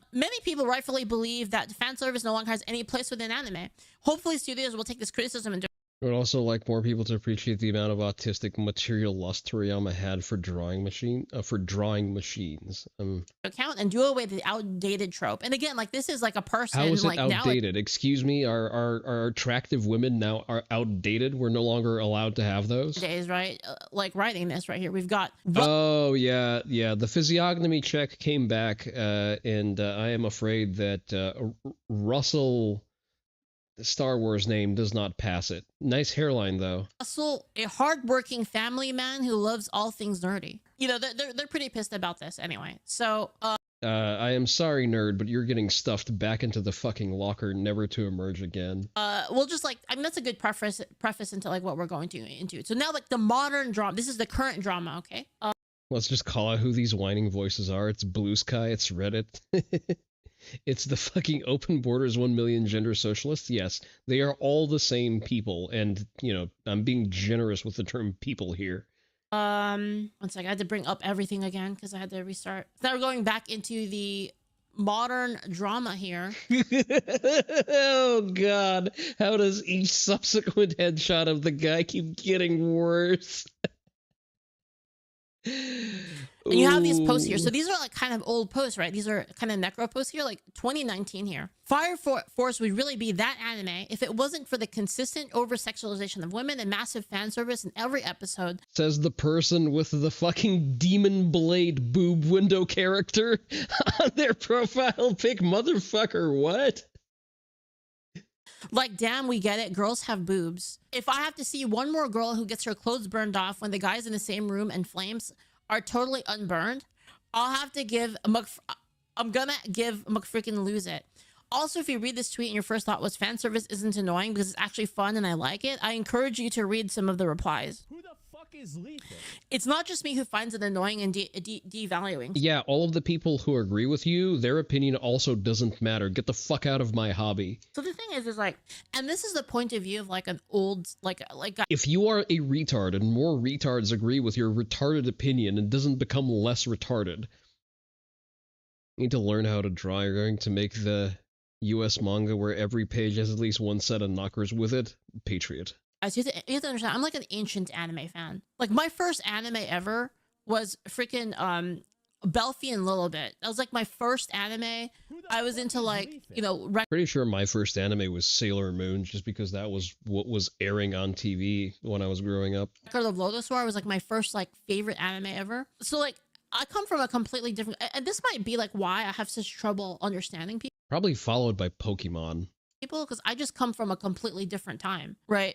And so it's like, what they say is, it's not just me who finds it annoying and devaluing. The thing is the truth is, older anime fans, they just don't care. Like, we're just kind of like, okay, well, that's you. We don't give a shit. So just because you find it annoying doesn't mean that like the author can't do it, right? Just be, you know, we might like it. Other people might like it. I could say the same thing.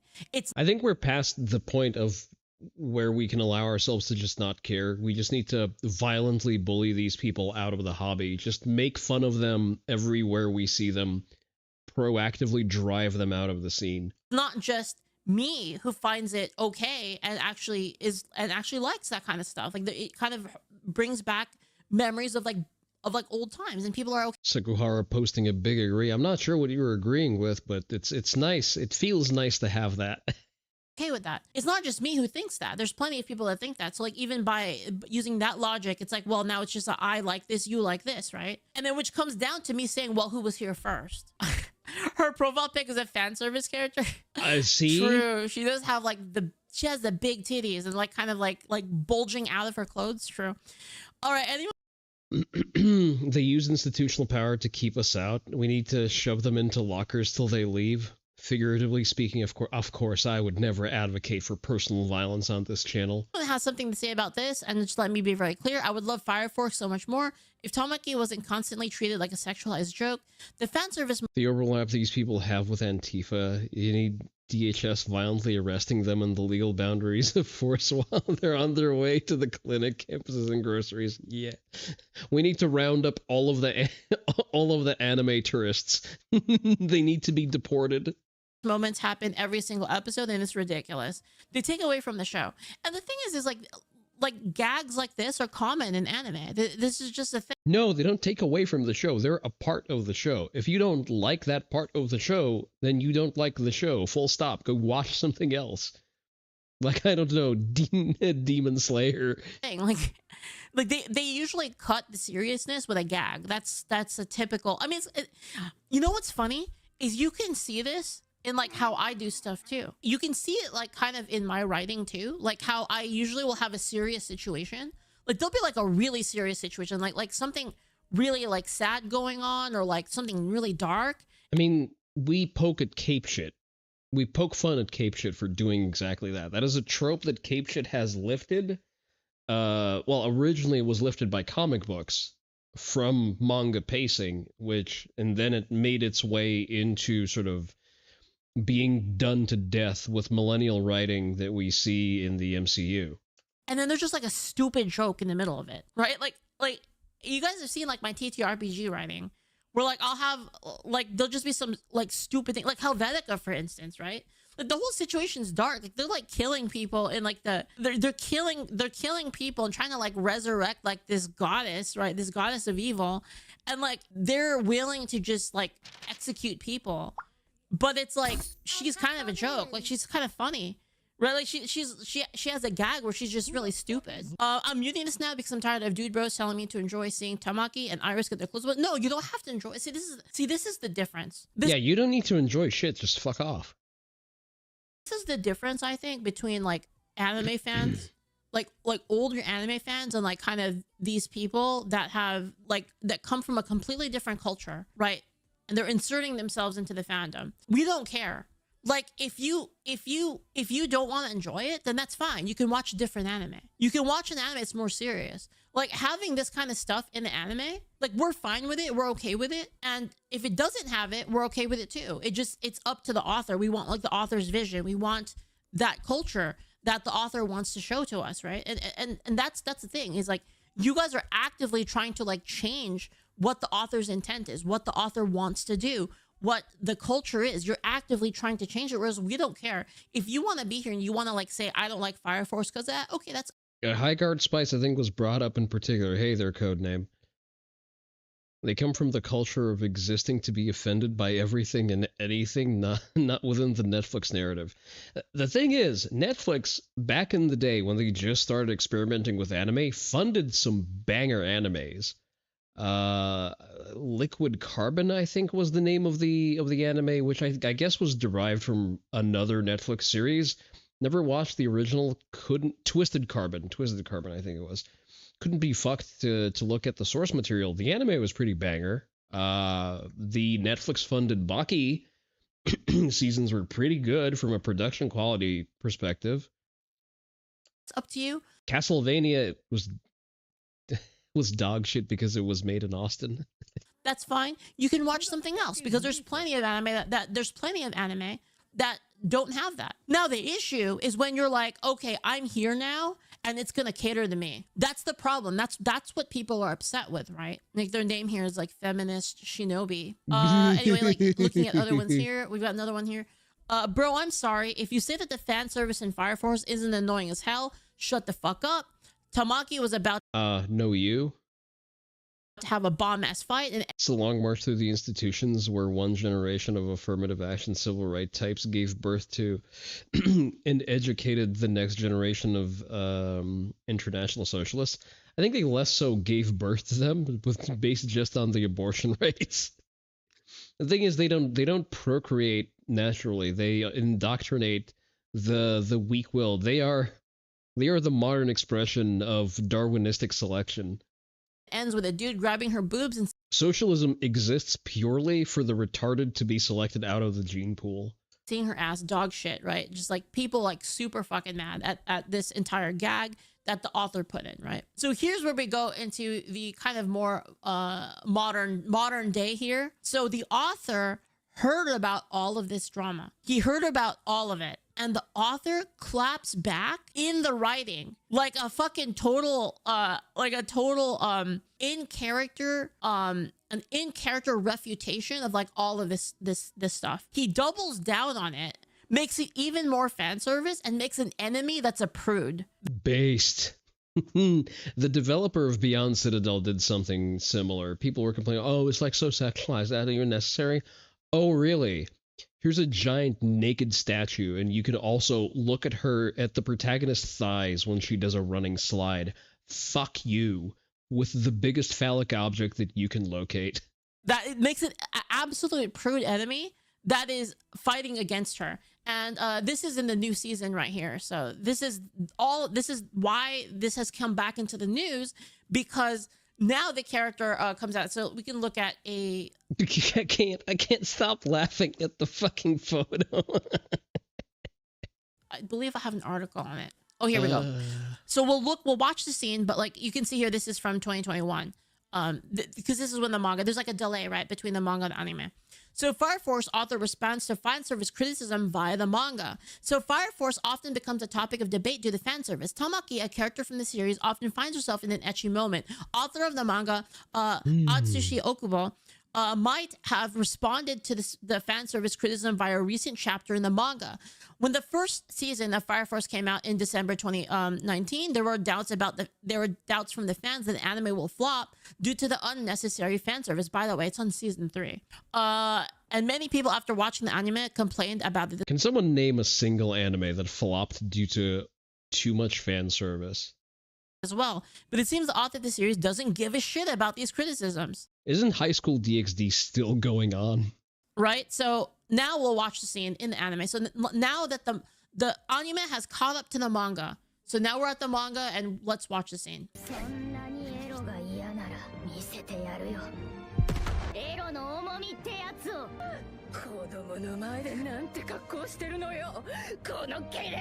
Dude, the fucking writing, dude. The writing is real. The writing. Is she wearing weighted tights? Literally Karenism canon in Fire Force, man. That's unreal, actually.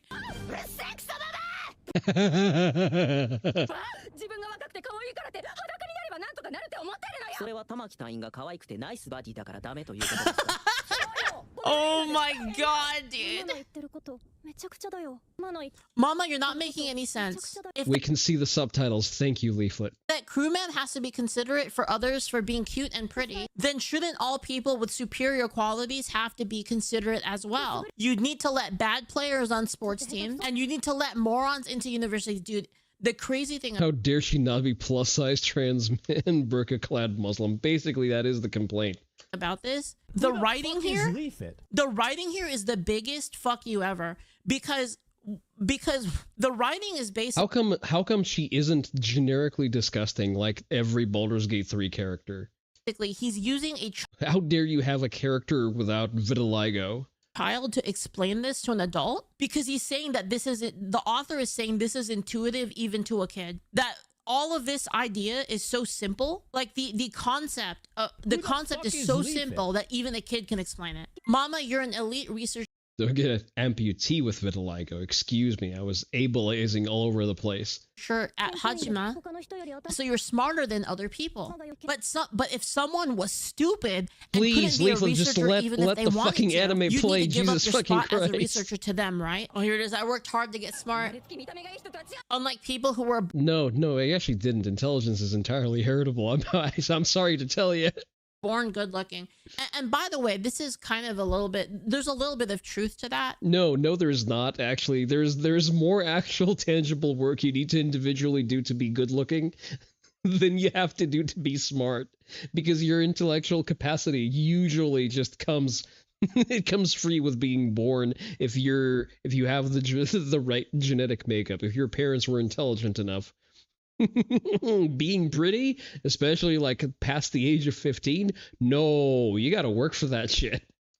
But honestly, a lot of looks is also how much effort you put into it, right? Like it takes a lot of effort to like go to the gym, work out your body, like to be like specifically hot, to put on makeup in like the right way, learn how to dress in the right way, do your hair the right way. Like all of these things are they're very difficult to do, right? Like I can't even fucking do them, right? And the moment your metabolism even approaches puberty, from that point onward, you need to do fucking work, because all of that adolescent testosterone splashing around in you, that's not gonna do shit unless you actually apply some resistance to it. Some epigenetic expression needs to be stimulated by external effort for it to do shit. it's like it's really hard stuff, like, honestly. So the idea that all of it is like pure luck, and of course some of it is luck, some of it is luck and talent, right? This is how it is with everything, right? Everybody has like their talents. Like some people might be, by base value, like smarter than other people, but if they don't invest in like their mind, then it's just gonna Right as you were typing, I said it. See, I have a streamer privilege. be shit, right? They're gonna have shit ideas. Like it doesn't really matter if you don't put any effort into it. If you're like talented at drawing but you refuse to draw, you're just never gonna be good at it, right? If you are talented in charisma and like you're like, oh, I want to be a streamer, but you never hit the go live button, then you're never gonna get good at it. So obviously there's a little bit of both to it, right? It's both gift and effort. It's a combination of the two. Being smart or stupid is based on ability too. There are tons of people who don't have the smarts to study. This is true. Holy fuck. Dude, this anime is goated. Chat, are you gonna watch this anime now? This is based as fuck. Yeah. The mangaka basically just told all of the tourists to go kill themselves. Based. Little kid is based, true. Like honestly, Giga Chad author for actually Giga Chad author for writing it in this way, where it's so simple that a kid can understand it, but the adults are I mean, it's a little on the nose, but then again, it's not that kind of anime, so it's fine. completely like their mind is mind blown the fuck out because like they can't even understand these simple concepts. You weren't one of them, you were born smart. And that female crimin's lean body is beautiful. That beautiful body is the result of her daily training, and oh my god, dude, this is like this is like 15% body fat, by the way. Hell yeah. Dude, this is like internet feminist total destruction. Like total destruction. Pre-watch, I haven't seen this actually. This is the first time I've seen this. Stop right now. Tatsuto, I can't believe his name is Tatsuto. That's actually crazy. Earlier, the captain of the 8th asked my name and I awakened. By the way, Mama, what was your name again? Mama, are you someone who doesn't think about things and goes with the flow of whatever info? Oh my, bro. Total Karen annihilation. Like this author, total annihilate. Dude, can you imagine the people who claim to have watched Triforce and they were the ones bitching about it, and then they watch this new season and they excuse me, I'm revoking your media literacy certificate. Just get fucking blown out, just destroyed. That goes with the flow of whatever information she sees in front of her. Just a mob. He called her an NPC. He called her an NPC. Chat, mob means NPC. Yeah, mob means NPC in Japanese slang. Like trash mob. He literally called her a trash mob. Yes, what Tatsuto says is true. You and I are supposed to be co-workers, but I don't know anything about you other than Tatsuto's mama. Her role is over, so she vanished. I was given a name from among the mobs. I became someone who can think, a world builder. Mobs simply make noise and criticize. Holy shit. Is that a fourth wall break right there? Holy shit. Holy shit. Holy shit. I became someone who can think, a world builder. Mobs simply make noise and criticize. The author just annihilated all of them. Like, I don't even know, I don't know how harder this could have went. Like, I feel like this is like 10 out of 10. This is 10 out of 10 own. At least, at the very minimum, it's a 9 out of 10, right? at the very minimum. Fire Force is the first anime where fan service is plot relevant. Tamaki is a symbol of life. Yeah, I disagree with that. There's a lot of anime where it's plot relevant. The High School of the Dead comes to mind. Do we want palate cleanser or do we go with the slop? Let's go with the slop. Twitter is a great platform for you to not only promote yourself, but also your brand. And they're kind of hard disagree. As a company, you want to use Twitter initially to tease your talents and post promotional artwork. I guess as a talent company, yeah, sure. And get people interested in your brand. And later on, you can then post events and things that are happening, like official announcements or statements. As a talent, you can post your schedule, any important notice you may have for your fans, and just simply post artwork. To be fair, I use Twitter absolutely ass backward the wrong way. At this point, I may as well just make a new one and start from scratch. Or other things that are going on in your life.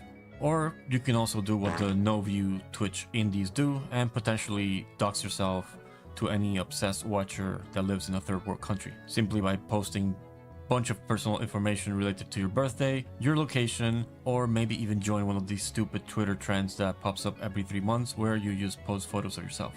Also, you can make an alt account where you openly rant about everything you hate, including your company and other VTubers, while still having nearly the same followers you have on your main account. But sarcasm aside, where am I going with this, and what this video is going to be about? Simple. While there are many stupid ways to use social media as a VTuber and as a VTuber company, there is a far worse type of social media user that you should probably avoid listening to or avoid becoming. Good. An activist is a person that participates in activism. No shit, Sherlock. So, according to Merriam-Webster, activism is a practice that No, please not the definition posting. Azahara, you should know better. Emphasizes indirect action in support of or in opposition to one side of a controversial issue. The website Liberties defines it as action taken that challenges those in power to bring change in society and greater good. And that all sounds great on paper, but there's a problem. We're talking about VTubing. a newer medium where the objective is to entertain your viewers. So it's going to be another branch of entertainment that is going Are you not entertained, Oni Dojo? to be slowly getting corrupted by a bunch of idiots that want to control what you're allowed to watch, say, and do. Something that has already corrupted gaming, movies, and comics. At this point, this activism or slacktivism, we all know it's just fake and gay, and for the most part, it only seems to be people using your same buzzwords. And well, I would say it's it is a product of actually the normie infestation of anime, because all of the same default lib women poisoning anime and complaining about fan service, those are the same people trying to take over English language VTubing, because that's a problem that exists almost exclusively in English language VTubing. Japanese VTubers know better. Japanese VTubers maintain impenetrable kayfabe, and they deliver content, and that is why I do not claim EN VTubing. and demanding for others to do the same. Say the line! The problem starts when someone enters a niche entertainment like VTubing and they don't want to create content or they don't want to entertain. Anal violence comes to mind after just saying that out loud. I mean, anal violence was just literally shown on screen. Simply want to enforce ideological compliance. VTubing is built on escapism. Anime avatars, lore, the memes, internet culture, and all that. It's supposed to be strictly or mainly entertainment. But over the past few years, we have seen a slight change with certain types of individuals who treat VTubing like a political battleground, and individuals who would like to police jokes, collaborations, and even your silence. And if you don't comply with these people, they will try to do everything possible to ruin your career. They can also ruin your friendships and eventually try to push you out of a space. I will add a very important caveat to this. People who attempt to do that will go after perceived soft targets. There's a reason why I am uncancelable. Because any attempt to pressure me will result in me casting a power word, calling you retarded and gay, and then moving on with whatever I was doing. You're mostly audio. On shift for 11 more hours. What's Kata-san? They will label you as a bigot, problematic, unsafe, or even complicit, in the hopes that other content creators avoid. I'm sorry, I wasn't even nominated for most racist VTuber of the year, I'll have you know, therefore it is impossible for me to be one. You like the plague. It seems that being apolitical is not enough.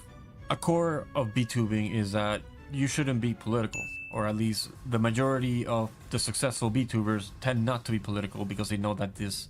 Well, to be fair, the majority of successful VTubers are corporate VTubers or astroturfed pseudo-indie VTubers, where there is a very deliberate publishing policy installed in how that VTuber operates. And essentially, yes, at the core of it, VTubing is interactive anime. It's interactive anime mixed with idol culture, which doesn't have a lot of shared surface area with real-world politics. And realistically, if I didn't have to talk about the news or current events, I would rather not. I would prefer to just play my gacha slop and my Tekken, but Tekken is bad, and unfortunately the news affects my life tangibly. But you know what? We sometimes get something out of it. For example, a 10% off any purchase at AS Design with code Kuramaru at checkout.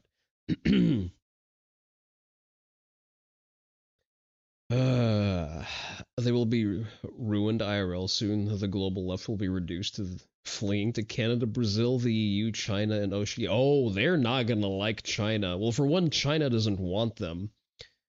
Pinochet left us a challenge. It is an achievement waiting to be unlocked. See, China has no tolerance and absolutely no patience for Western, how should I put this, libshittery, for lack of a better term. They have no patience for Western leftists.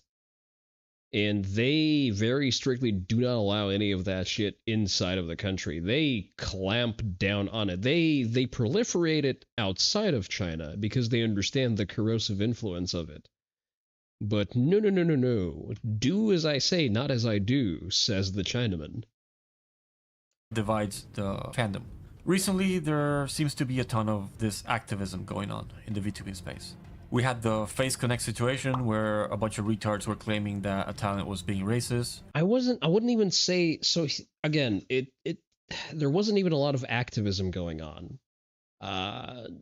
Women who lack any other talent, such as being, personally pleasant or having skills, were farming engagement, casting the spell of fuck ice. They were stating that they were confirming that they possessed the Longhouse approved opinion and that they are a correct and moral, empathetic person, TM. not really reading the room, that most of us actually kind of hard to fucking disagree with that. Because she didn't want propaganda in a children's game. We also had the Advanced GG situation, where apparently wanting to have immigration laws and shit is now enough for them to cut you from their sponsorship. And more recently, we also had Leaflift that was getting brigaded because she didn't have an opinion on some blue Jew and his questionable Discord server. By the way, the Leaflet server has gone through a cleansing, and God, see, like, harmful is, how should I put it nicely? He probably means well, but Dude Bro's definitely not medicated enough, because it was explained to him why minors were allowed in the Discord, being as if they're not allowed into Leaflet's Discord, they're going to end up in some TruneCord and they're going to get groomed and raped there. So I think it's important for someone to maintain spaces that are appropriate for minors, but then the space also needs to be made appropriate for minors. So I'm of two minds here. You can't really be that laissez-faire about running a server where minors are present, which is why there are no minors allowed in my chat or in my servers. But, yeah, I guess sucks to suck. There are a bunch of people in this space that fit the activist definition, but there are some that I will want to highlight. And keep in mind that this goes hand in hand with my previous two videos where I talk about politics in VTubing and the Face Connect's PR nightmare. So recently, Mbinted, which is a parody account of the infamous Nbinted, made a post about the Australian gay dude currently hiding in Japan, if I recall correctly. Based VTubers to follow. Gay furry, excuse me. Where they included a list of people he thought he should recommend to others. But from that initial list, another user decided to create a list of around 500 VTubers and what they thought were their political leanings, arranging them from there are some errors in that. VTubers and what they thought were their political leanings, arranging them from woke to Am I on the list yet? Were their I should have been added, but I'm not sure I was there at the time of this. At the time of when the video was made, there's K, KU, KI, Kumo, Kuromaru Onii-san. Hell yeah, we're on here. Chud. From woke to chud, or to basically imply that they were left-leaning or right-leaning. And let's just say that this list was extremely controversial, as many of the people that he listed one way or another full chud status achieved were not that way. It was just based on some minor hand me my chud crown. I shall proclaim that nothing ever happens. Interaction he had gotten or their perception of them. Also, this is a list that seems completely irrelevant to VTubing as a medium because someone's political leaning shouldn't be anything that anyone gives a shit about. I kind of yes and no. Like, I don't want to interact with, with rabid communists. Just as a general rule, I'm willing to make exceptions if whatever dancing monkey is entertaining me has a leash so short and it's held tightly enough by said dancing monkey's manager that I never find out about her opinions. That's perfectly fine. But from that, as you can see on the replies, you get people like the disgraced creator Marina VT, making retarded statements demanding that any content creator labeled as woke under the list has to come out and say some stupid political phrase that means nothing. Marina They need to cast a spell.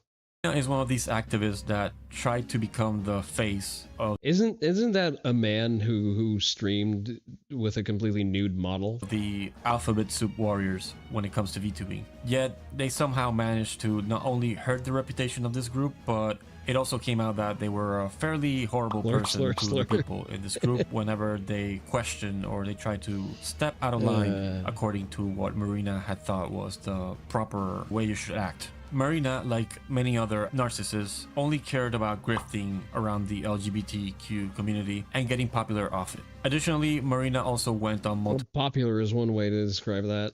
cancellation attempts against other content creators by labeling them as pedophiles or linking them to having wanted or having lowly art or shota art.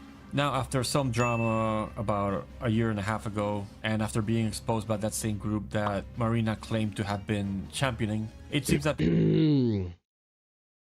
list of accomplishments: trying to cancel Taiga over Lowly Shota, trying to cancel Pikami Silvervale over Hogwarts, threatening other Rainbow VTubers. Oh god, what a name. Explaining the Twitch artist nudity rule to show porn to get viewers despite they are yeah. back to try and push their bullshit to others. And the way they went about it is, of course, demanding that other people I'm have sorry, Rainbow sounds like a slur. I was not sure that I can say that on stream. It just rolls off the tongue, kind of feeling powerful, you know. opinion, which is perfect timing as on the normie side of things, Emiru was getting harassed for not making public statements on ICE. Now, another example of people that are activists in the space, we have Anna Valence, who admitted on a stream that they were trying to push their politics on the VTubing space. Niara and Bin have understood that there's like this audience that's like left of center or even centrist that Whatever you say, bro. they can pull to the lefty side. And they also have identified that if you speak out a little too hard against things that are seen as neutral parties or like apolitical VTubers or parties, that you're gonna not make a lot of friends and people are not gonna want to openly agree. Neutrality is complicitly to political opinions, mine and Nazis. I mean, essentially, yes. The thing is that VTubing has been sort of rubbing its dick against that particular idea for quite a while. I have gotten a lot of dirty looks, and I've gotten a lot of hush-hush DMs over the fact that, you know, I'm kind of, I wear my opinions on my sleeve because that's sort of the point of the character largely. It's part of the kayfabe, is to have just, you know, normal American opinions despite being, you know, technically an immigrant Oni to Texas. But just stating like normal American politics labels you just being, how should I put this? Being unapologetic about having normal American opinions has labeled me as inherently political and therefore very radioactive to the majority of your sort of normie slop, idle aspirational VTubers. And some people are willing to be adults about it. We agree in principle that, you know, I don't glow during collabs and we keep things cordial. And there are people who have navigated that well. Others have just straight up DM'd me saying, hey, man, like, I can't associate with you out in the open, which is, you know, it is the way it is. And I've made my judgments about those people. And I'll leave it at that. Makes you very reactive brain, like you want to get into the space to just talk shit and get into fights. It's fun to a certain extent. You are rolling in the mud with pigs, so they've got their branding, they've got their fan bases, they fear losing it. It's not always that. Some are corpos who just have a strict rule of not touching politics altogether. Others are just fucking hypocrites where leftist politics are a-okay, but like my normie politics are not. I don't know, it's anywhere, something in between. Others are, they're aspirational creatives who very, very specifically want to stay in the center because they're tired of the wage cage. They see content creation as a way out, and they're being hyper cautious about that. In fact, I kind of respect that. Sure, it's a job. You want to stay within the confines of a specific job. If you're 100% in real about that, like, I'm perfectly fine with respecting your boundaries. That's okay. I will hang out with people who do not have those sensibilities. Like, No is one of my favorite people to hang out with just because she's generally unbothered. We banter about like things that don't entirely overlap in our worldview. So because everyone's a fucking adult, we're fine with dealing with those jokes. But saying eat the rich is totally fine while being a multimillionaire. Oh yeah, bow. Fuck. Imagine being able to just go out of pocket for $10,000 on a VTuber model and then have the gall to say eat the rich. You've definitely eaten enough if your cam streams are any indication. Drop the truth nuke of Kerr. Funding the Bolsheviks in Russia and Goldman Sachs funding CCP in China. Does the CCP need to be funded?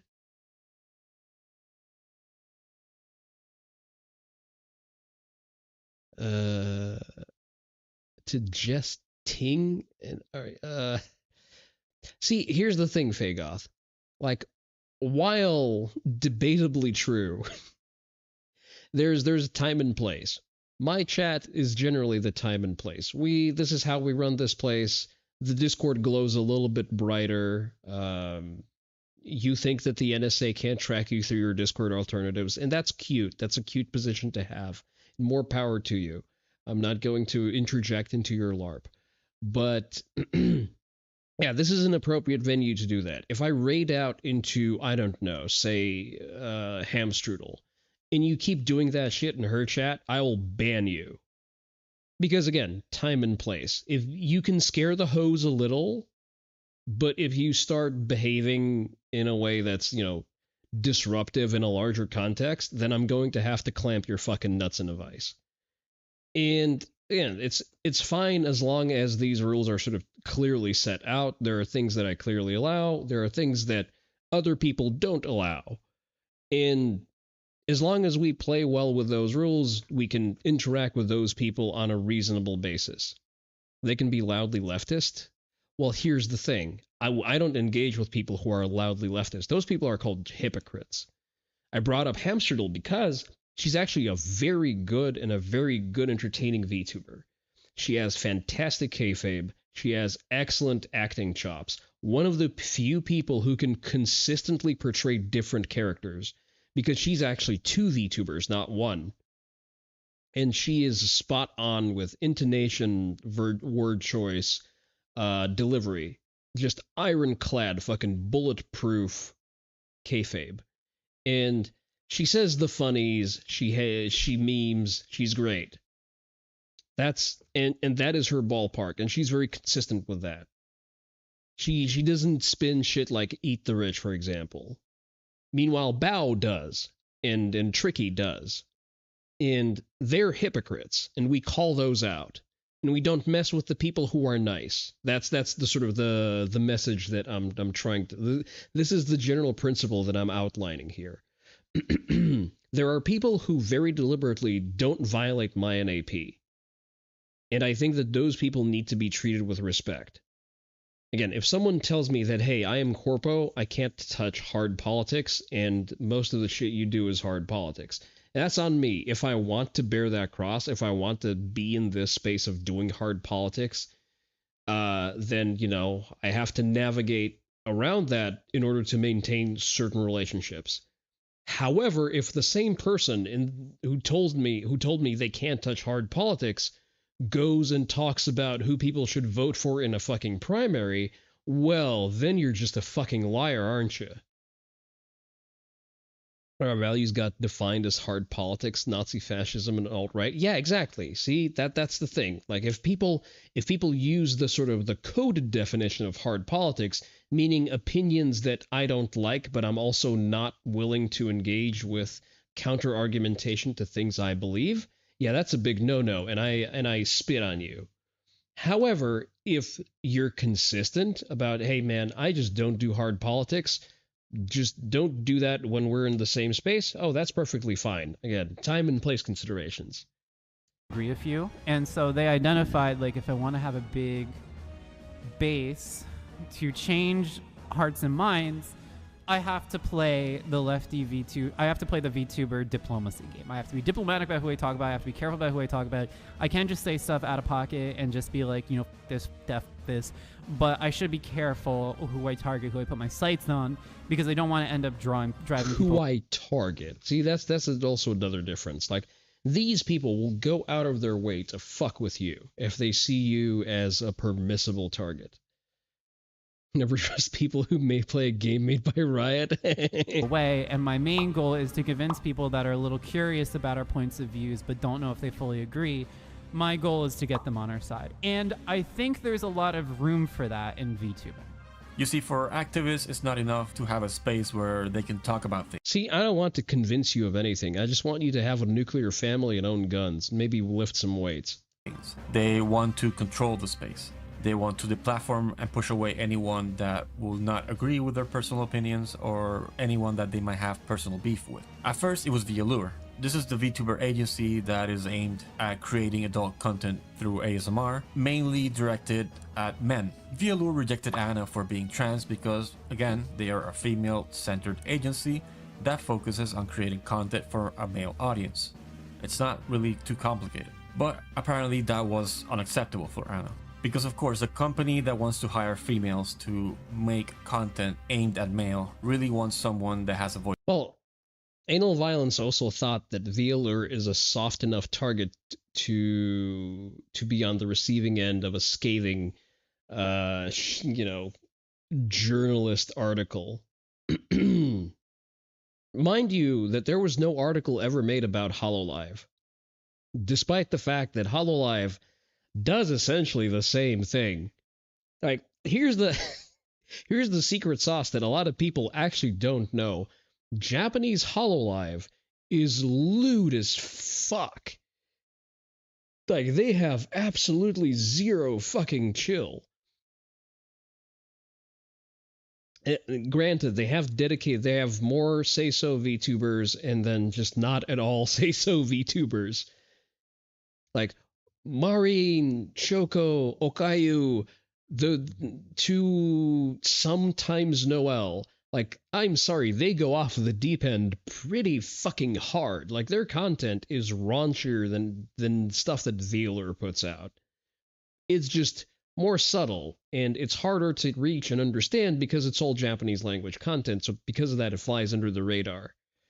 Little did Violence know that Kersha, is a linking mob, and she pulled the elite by accident. Voice like this. Okay. This rejection was simply unacceptable for Anna. So a company that no one really had a problem with, Anna just made it their mission to slander them. And again, similar to my previous example, the way they chose to do this was highlighting that some of the girl designs were a bit on the lowly side for the taste. It's funny how... Memory serves you, Okayu once said to Korone's horror, it's like calling me Nekamoto Okazu. Oh boy, yeah. Okayu does say fucking out-of-pocket shit all of the time. If it can be brought into the English sphere and it makes Anna believe she's Anne Frank, let's go. No, I think Anal Violence is just going to ignore that entirely. How the lolly issue seems to be the go-to method for attack when it comes to these people. Mainly because they know that it will appeal to the normies. But after that failed massively, because VLure has good standing with the general VTuber quote-unquote community. But since that did not work, Anna latched to Kirsha and tried to ruin her reputation because Kirsha was highlighting all the stupid shit that Anna had done in the past. Additionally, Kirsha has been seen as some sort of political final boss when it comes to VTubing because she was the first right-leaning VTuber in the scene that was talking about things like news, the elections and other general culture or identity politics things going on. Yeah, like the core of Kirsche does actual hard politics. The core of her content is that. I am still more on the React slop / gaming side of things. Again, if I were permitted to just stay in my little pen and play my fighting games, I would have preferred that. Culture. And Anna knew that not many content creators would want to associate or want to defend someone who did that content due to it being political. So they managed to create multiple hit pieces that also failed thanks to all the support Kirsche got from her fans, other creators, and then Kotaku got a fucking cease and desist from gamer subs, which did not fall to the pressure, unlike Advanced did. And since I won't go into detail about I live in a globalized world with a global left, yes. If you're talking about me not being able to play my video games in peace, born into the wrong time, man. Listen, I was destined to own land and serfs and spend my day learning and then perfecting my sword fighting skills. I just want to highlight that Anna is again trying to create problems in the VTuber sphere. Recently, Curry managed to find a clip from one of Anna's streams where they just talk about maybe do a little bit of mercantile on the side. Other activists in the space like Vinted and Klaus, and from what they say, it's clear that Klaus that they don't give a shit about VTuber. To them, it's all just another medium to wage their little gay political culture war on. And to highlight some of the points that were made during the clip, here they are. Niara and Bint both have a philosophy that it's really important to make allies in the VTubing world for lefty stuff. So they have created frameworks to talk about issues to make themselves palpable. No, they have not. All they do is screech helplessly on Twitter. That's all they do. The only useful contribution either of those two have to the overall discourse is serving as fodder for ridicule. To centrists and to people that are like a little wishy-washy on liberal stuff. Basically, they want to reach the people who look at me and say, like, I don't know about this breeding farm thing, but, like, I do think Kirsche's bad. Like, that's what they're basically trying to say. Or they're like, I don't agree with the Vialore stuff that Anna said. That's way out of pocket and inappropriate, but I do agree that, like, the Fox Girl VTuber sucks. So, therefore, their priority is how can I change things culturally in the space? The Fox Girl VTuber wore you like a fucking sock, and you had to hide for multiple months, deactivating your socials. That is their fundamental goal. Trying to convince people in the FaZe community that are like left of center that actually like there is a pathway where we can say like I love Pipkin Pippa, but also like I think it's important that like someone is not racist.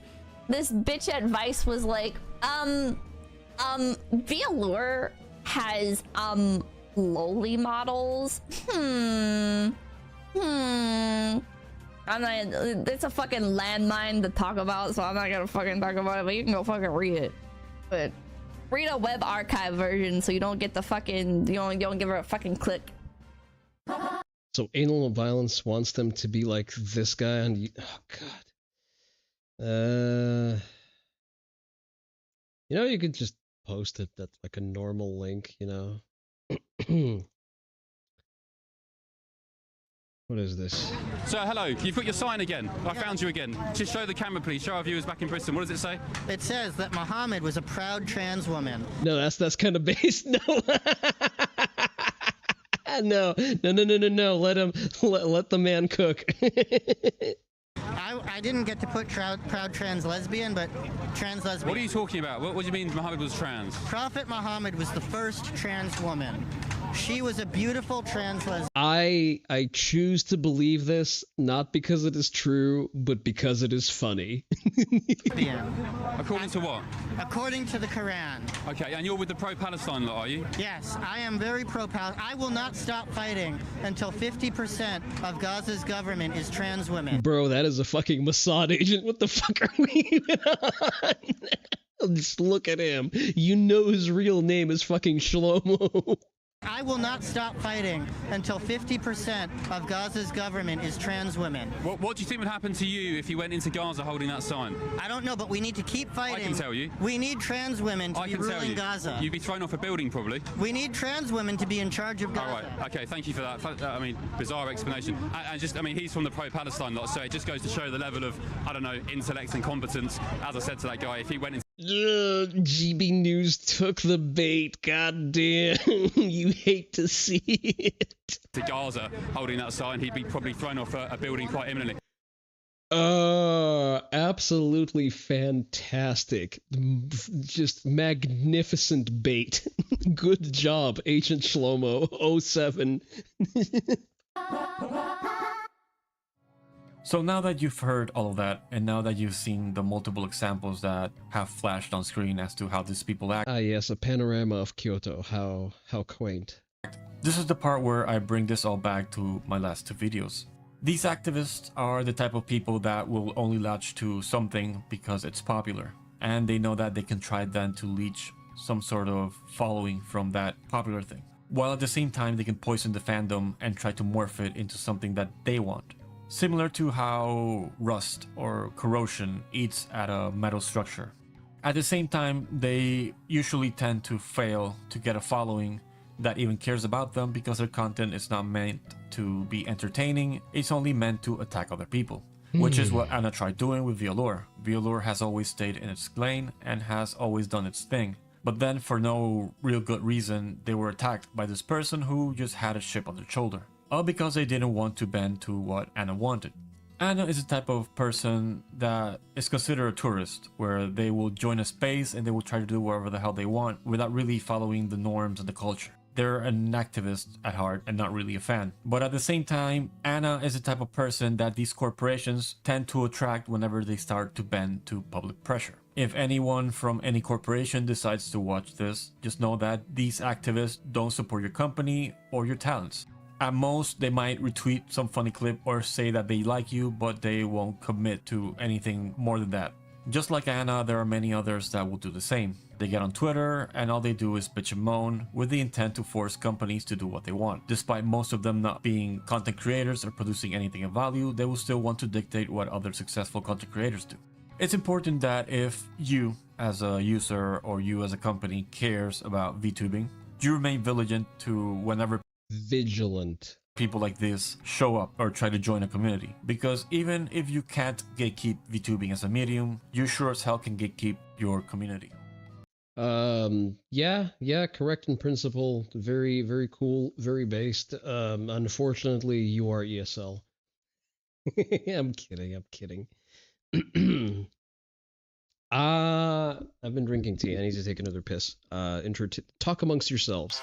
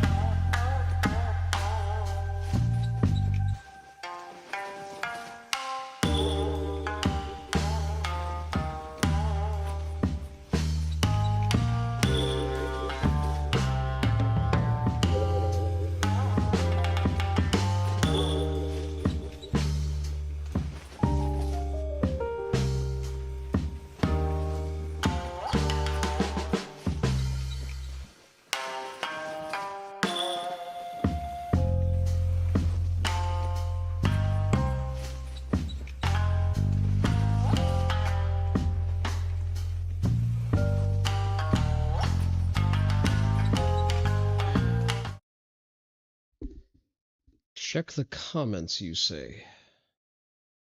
What is this? All right, so Madia, thank you so much for being here. Oh, no, I don't want... No, I'm just gonna check the comments, okay? Retard squiggles. More retard squiggles, but in translate.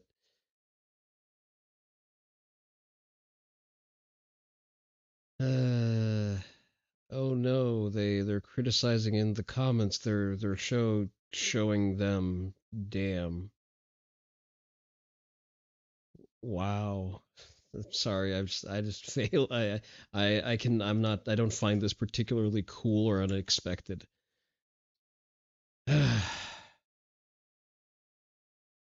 I kind of want to play video games today, so we're not going to look at the degeneration of Tai Chi. We're going to look at 8-6 Blackout in Ballistic Gel, and while we do so, I'm going to start a vote. Because I shall commit the cardinal sin of having decisions by majority vote. I risk introducing universal suffrage to the chat. I guess Kick can vote by mail-in ballot. I shall permit it. Game. Your options are... fuck it, 10-minute squad. Squad. Your other option is going to be... Let me think deeply about that one. Do you need your ID? I will think about that one. That's a good question. You're technically already registered, so I forgot what my other potential game for the night was going to be. Subnautica. Subnautica. We can play some Subnautica. That's acceptable. There we go. Start the poll. Pull up my OBS. There's your 5-minute vote. Make sure to vote.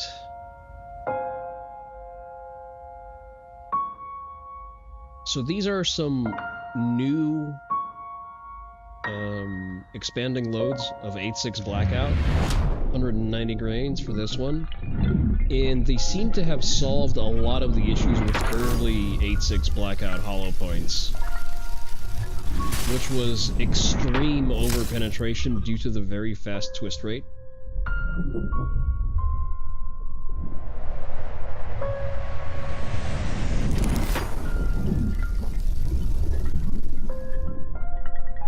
I love to see it dumping all of that energy in like the first 10 inches of the gel block.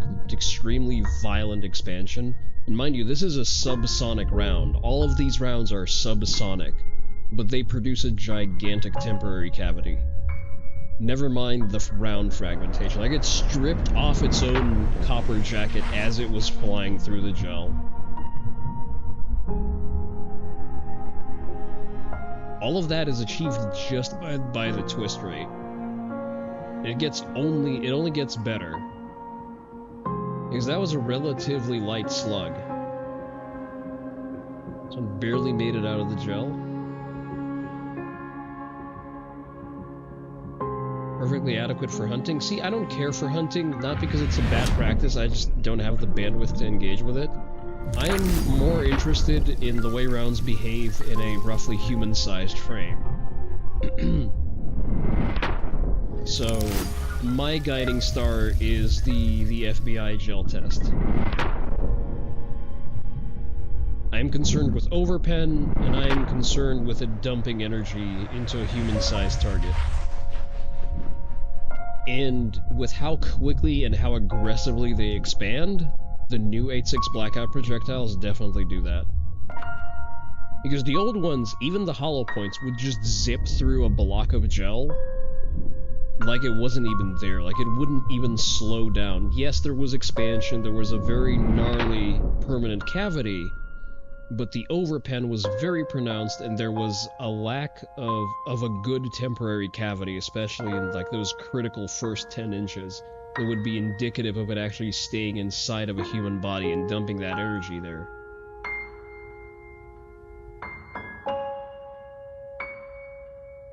You see, this is a 400 grain slug, so we're essentially shooting shotgun slug weighted projectiles out of an AR-10 frame.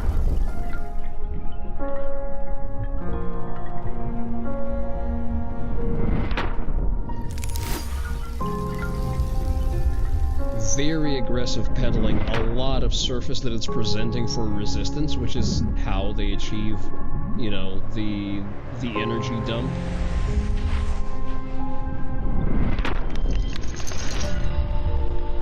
And those pedals are just, they just go flying through the gel too.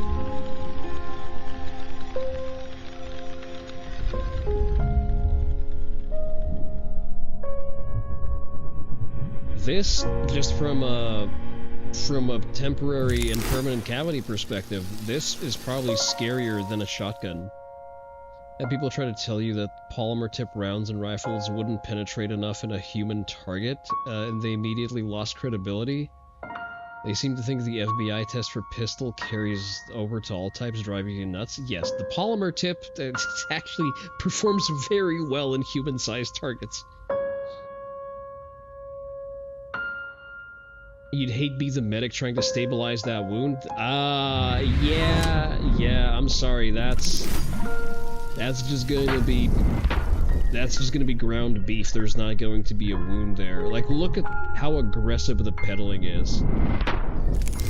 It's essentially, you're just shooting a blender blade.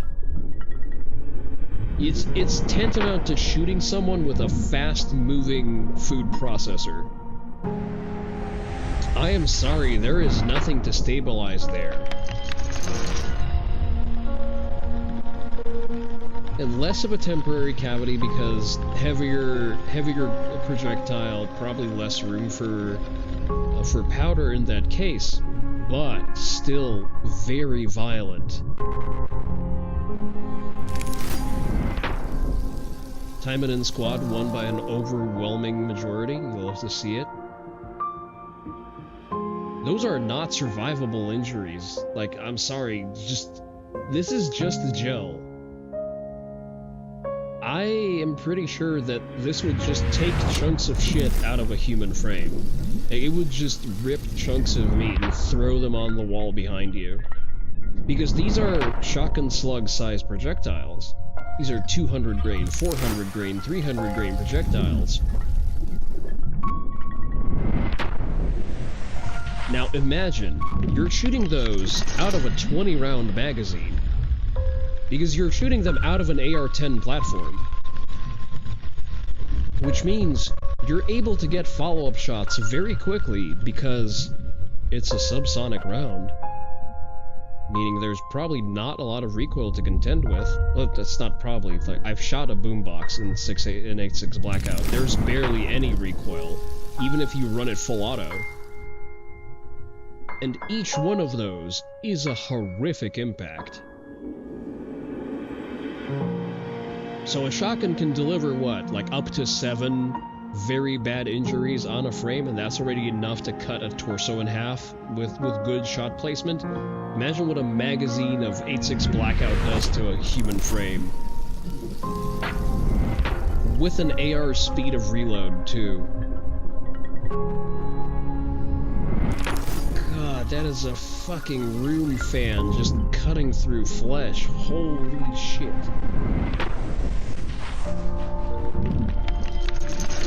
Definitely need to get that mounted on a drone. Want to see the mess made with supersonic OTMs. I don't think 8.6 Blackout even has a supersonic version. I think all 8.6 Blackout is subs. I'm not sure. These are definitely subs.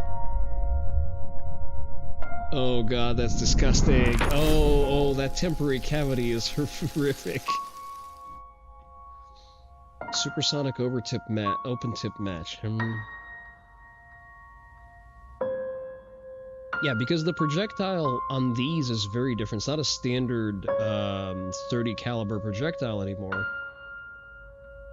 The way cavitation works is very amusing to you.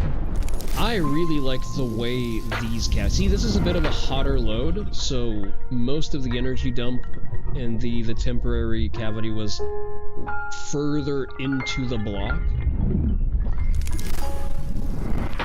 Yeah, probably because smaller projectile moves a little bit faster.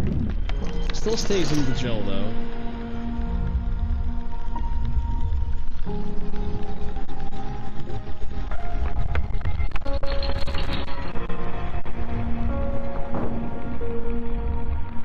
look at the pedals, it throws everywhere because of the twist rate.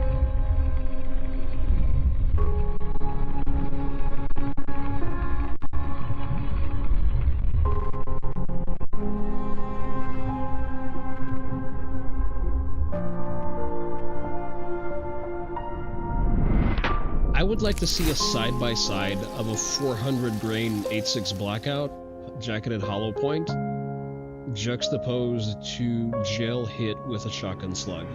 I want to see those side-by-side. I want to compare the temporary and the permanent cavities. 342 grain pork shredder.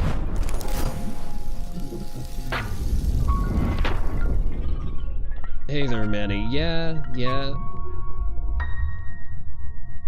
Pork shredder is definitely a name.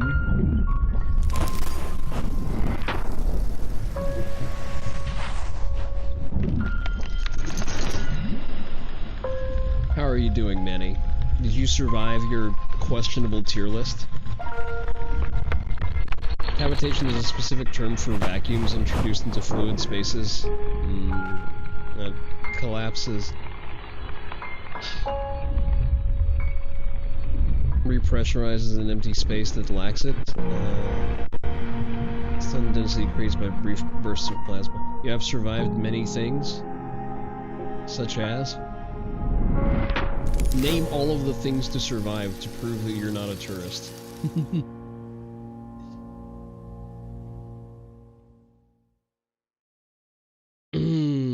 That is all. That is all. That is all of the slop that we shall suffer through today. I shall be merciful, and we will play a little bit of Taimanin Squad.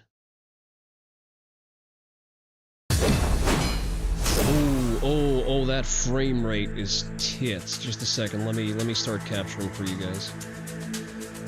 Taimanin Squad. Are we going to capture? We are. Oh, Korean words. Let me just double check that it doesn't, why is it in Korean? What the fuck is this? Why is it in Hangul? Just a second, let me quickly go into my game settings. Just a second. Manage, can I see my at the favorites properties? Is there a language? General launch options, install files, game versions and betas, game recording, privacy controller, customization, backgrounds, logo, miscellaneous. Is there not a language setting? Please, no, not Korean. Add to manage browser for local files. Hide this game market prior, remove from account, install backup file. Let's try logging in. Maybe it's going to self-correct. Let me get my login creds, and I'm gonna see if it's salvageable. Alright, where are my login credentials? I think I remember which account I logged. Clear cache link account, there we go. Link code. Where do I get my link code? I probably need to look it up. Let me load it up on my phone. Lost connection to server, yeah, sure.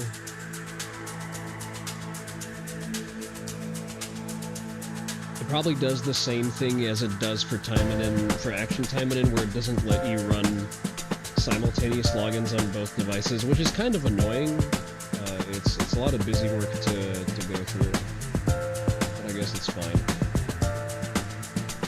Okay, link accounts. Enter the issued link code and password.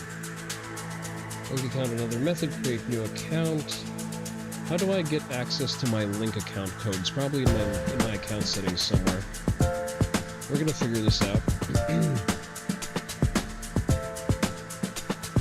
Because I at the very least need to have a link code, which I assume isn't my account code. Account. Link code, issue link code, there it is. There's my link code, and now we set a password.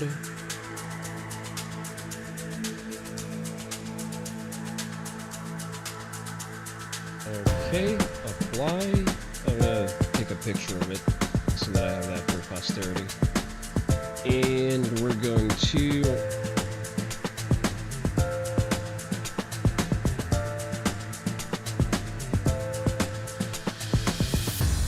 Okay. Auto login, no. Actually, yes. Actually, auto login, thank you.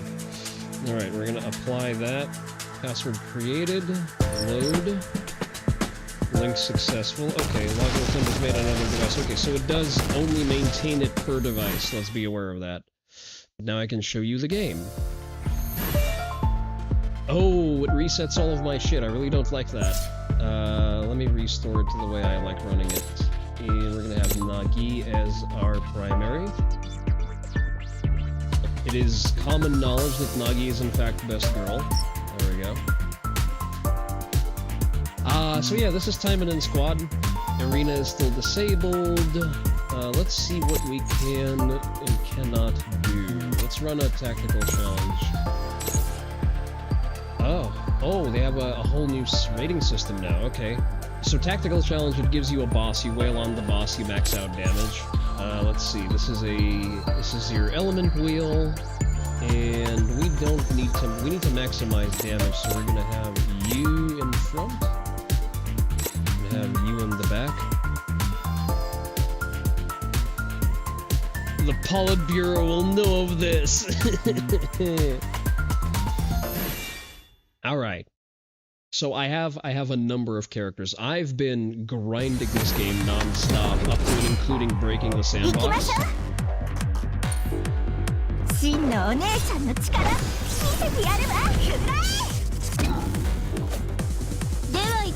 Nice. Okay, so the boss now has a finite health pool, that's new.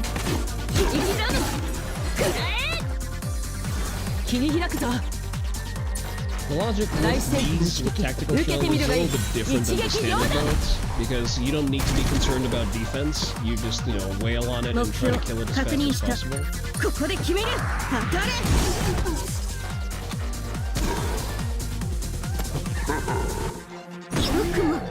Okay, so this one, the Orc Mob boss shields, that is an issue, because shielding gives immunity to a number of hits. And we don't like that, because that excludes whoever is first in line to hit from delivering any meaningful damage. Fortunately, we already dumped her EX skill, so that's not a problem. Would have been better if Tina was the first in line, because her normal disables shields. We may want to look for someone who blocks the acquisition of buffs altogether. You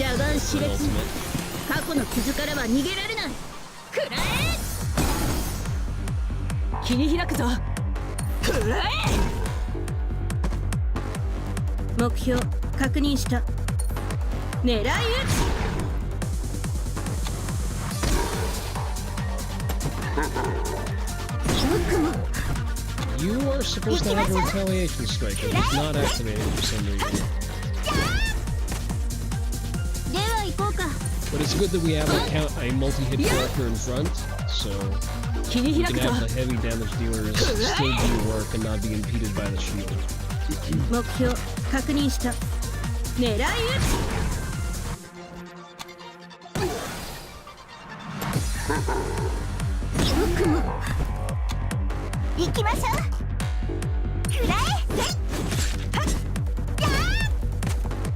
Stifle Death beating the fatal violence is bad.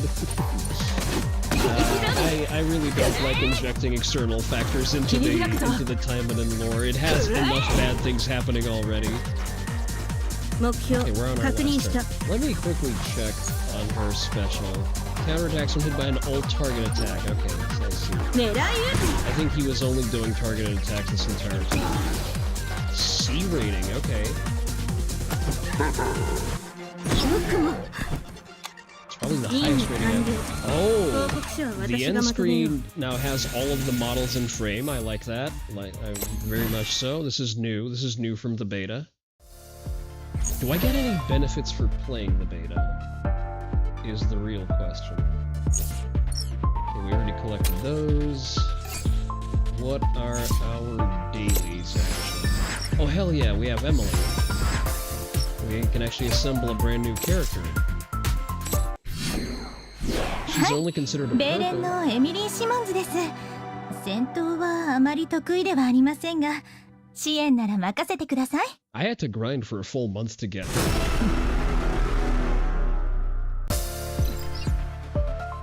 Okay, character acquisition successful. Let's actually do some quick farming. We have 2 brand new characters we need to get up to speed. Sheer fully graded. Asagi is a launch celebration character. Actually, let me check. We got a weapon for her as a launch celebration. So default move is gains 40% attack. Damage increase proportionate to speed, so she's a good fit with Nagi and with Rakshasa. And what is this one? Target inflicted with speed down to 99% chance. Has her turn gauge reduced. Their turn gauge reduced. So it's a...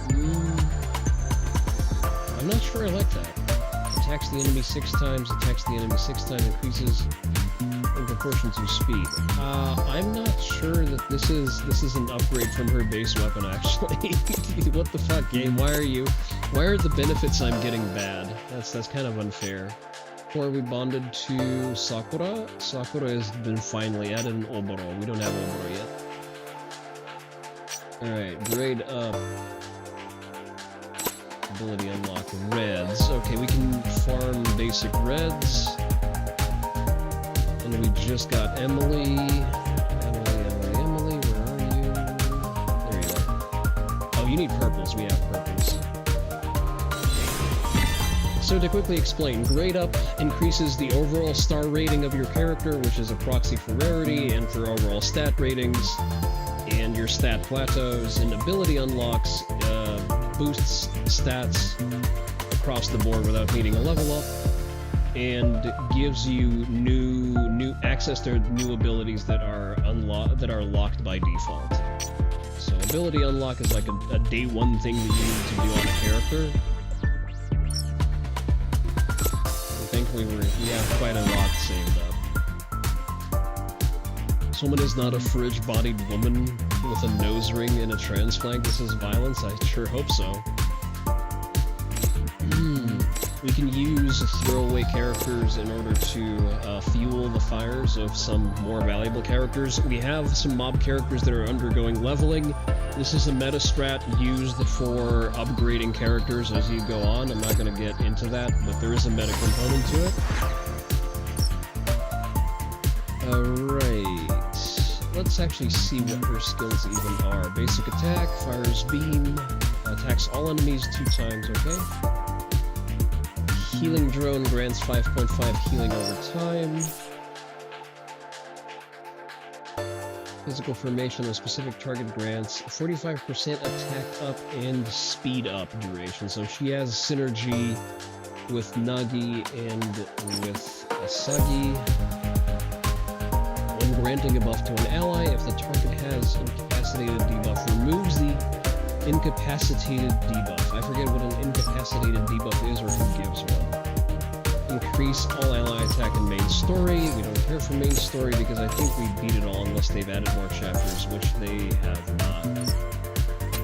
Alright, we'll play for right now. So we need reds and purples. Character screens, that's fine. Weapons. Unlock the Emily main home screen, I think. Alright, what's in Journey, actually? Let's see if that's changed.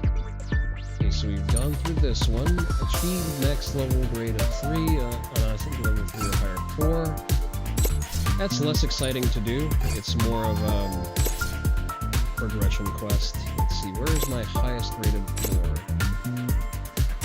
This one. Let's go manual upgrade. Our upgrade. It's going to burn through a good chunk of money, but even with a 10% success rate, we should be fine.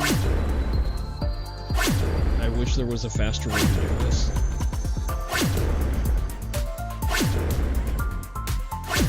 Is there a way to boost success rates? This actually sucks. Okay, we got one. Okay, cool. Ooh, okay, running a streak here, back to normal. I guess if we dip below 3 million, we can kind of call it a day. Ah, there we go, we're maxed out. Good. What can we do with this, actually, once we're at this point, we can't do anything. Good to know. Does that reflect on the journey? It does. Achieve max level on a grade 3 or higher module. Wait, didn't I just do that? Oh, core module, not core. Okay, thank you. Who has modules? Both of you have modules. Yours level 5, level 6. You don't have any. You have one. Let's level you. This is Rakshasa. She's my primary DPS. So even if we're not in a favorable typing, she still clears most of the late game. Those some pretty big modules. That's very true. The modules are big. So fun fact. All of the existing designs, like the characters who have existed in previous installments of the game, they've given everyone a bare ass and bare cleavage, and I'm so here for this. Women are getting bigger, but only in the correct way. Alright, let's roll this gacha real quick, see if we can't get through progression. Starts a new game on stream, instantly gambles. I mean, I got so much gold that I really don't know what to do with it. We'll burn through 1 million and call it a day. Wonder if you can get me to drop Tekken for Guilty Gear using Biken. No, you can't, because it's an entirely different skill set and I don't feel like relearning. If I was predisposed to learning another fighting game, I would have just stuck to Street Fighter.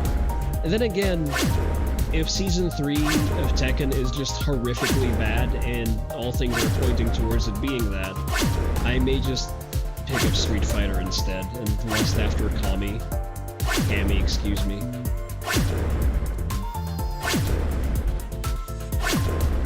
I run Rakshasa not because I like the Biken archetype. She's not my favorite aesthetically, although she does go pretty hard. My favorite aesthetically is still Momochinagi. Oh boy. Oh, we're not doing great. Okay. No, we need one more. I'm just gonna burn through all of my fucking money. There we go, maxed out. Thank you. It only cost us 1.5 million currency. Oh boy. Progress a 6-star character. Jesus fuck game. The journey missions have no chill. For context, in order to get a 6-star character like I have here, I need to max out the level as I did, and then on grade upgrade, I need to meld 5 5-star characters into her. 5-star characters, just so that you understand, are like legendary rarity characters who come from the premium gacha. So it's actually an asinine thing to ask for. Let me buy these. You need to buy the mobs from the store. There's a meta mechanic that you need them for. Because it doesn't matter what kind of 5-star you feed into the grading process, you can just manufacture 5-star characters, well, any star characters, from basic mobs. It's a little bit labor intensive, but at least you're not actually grinding up useful characters. So that way we can attain a 3-star character as a mob, who we can then level. We need to then level him to level 30. Grind 3 more 3-star characters into him, get him to 4 stars, and we keep sort of spinning that wheel until we get a throwaway 5-star character, and then we need to do that 5 times. I think you'll keep your less predatory haunts in that case. I wouldn't say that it's predatory, it's just a little bit time intensive. Like I've just explained, you don't really need to whale to do that. Like I haven't whaled to get a 6-star Rakshasa. I haven't molded like legendary characters into her. I ran the super soldier program on mobs and then used them to upgrade her. But it is a little labor intensive. I'm not gonna lie about that. Win 3 arena fights, but the arena is not available. That's not fair. Okay, play extermination, acquire cores. Okay, let's go extermination, let's go red, let's go medium hard because I need blue and green tiers. Alright, we have our team preset. It's actually going to be one of the more sort of typical rounds that we play. So extermination is a type-specific farming game mode where you have 3 stages, you have enemies of a fixed type, and your objective is basically to not eat shit and complete the stage to get your resources.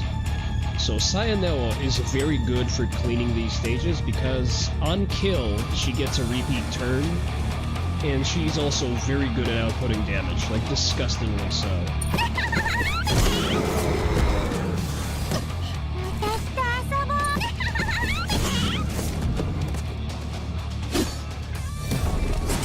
Do we have access to volume settings from here? We do not.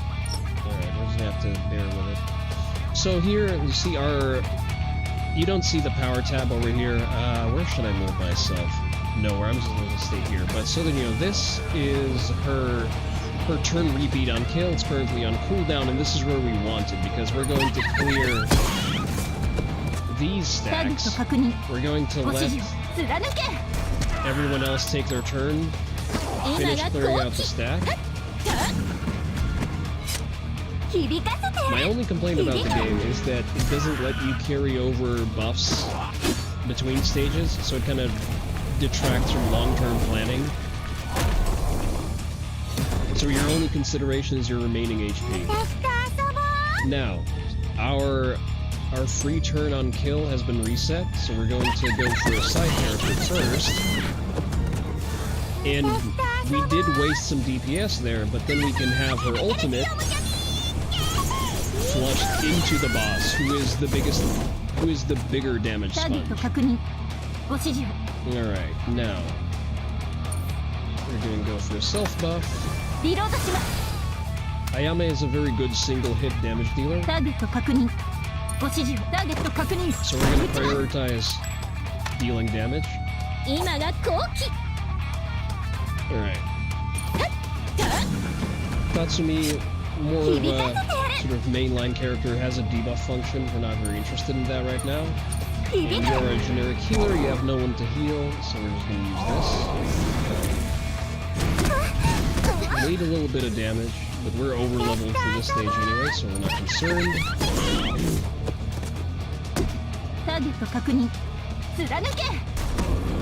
Alright, Eliminator fires off. I wouldn't say that Taimanin is predatory, because, for example, at the very least, if I use Taimanin RPG as my reference point, that is significantly more predatory, because it is primarily a Japanese game. That game expects you to spend money. And I'm sorry, the horse designs are not even nearly, they don't go nearly as hard as this game. Alright, let's actually kill the music volume, and...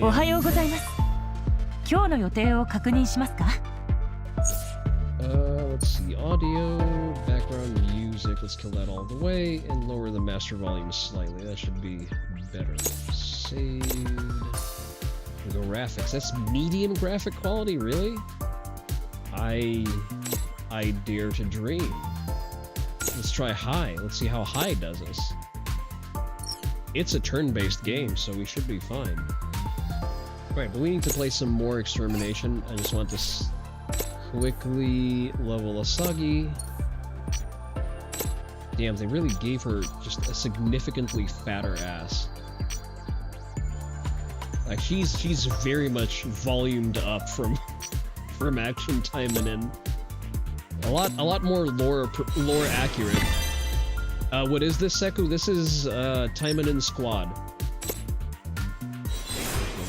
These resources, we may need to run another red round. Yeah, we need to run at least another red round on the highest difficulty.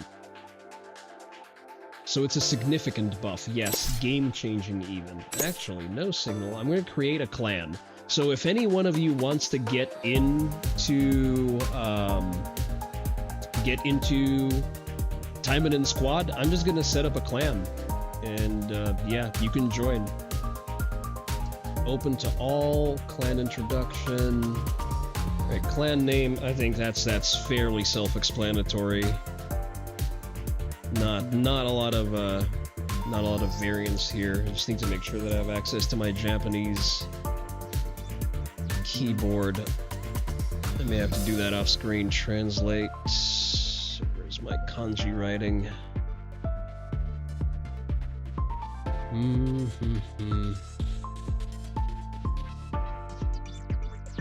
Let's do that the other way around.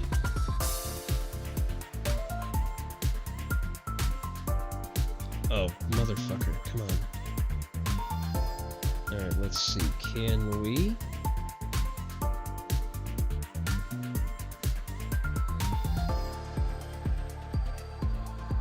Alright, we can, okay. I am at liberty to rename this, but as of right now, the clan is going to be named Oni Dojo.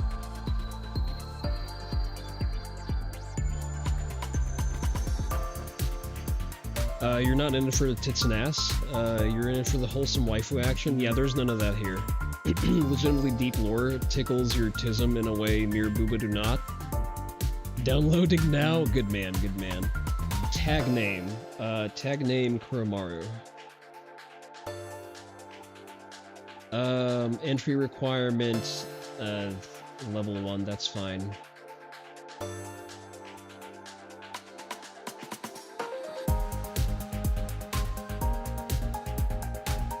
Oni Dojo.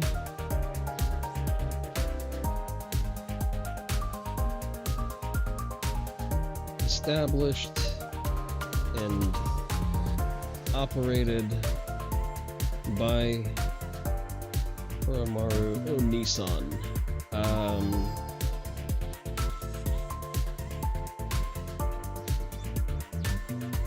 Twitch.tv/Kuromaru Onii-san.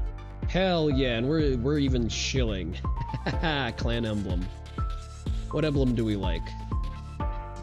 It's not really an emblem that speaks to me just yet. Oh, ending in 4 letters, goddamn. Oh, there we go. There we go, we've created a clan, so feel free to enroll.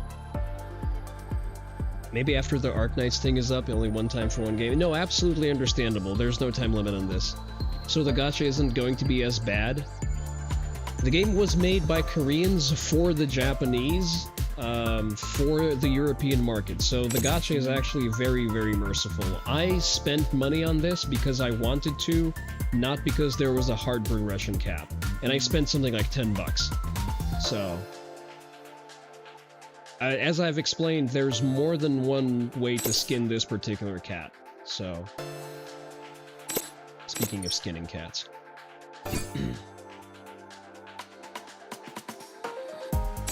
Let's go skin ourselves a Karma Beast.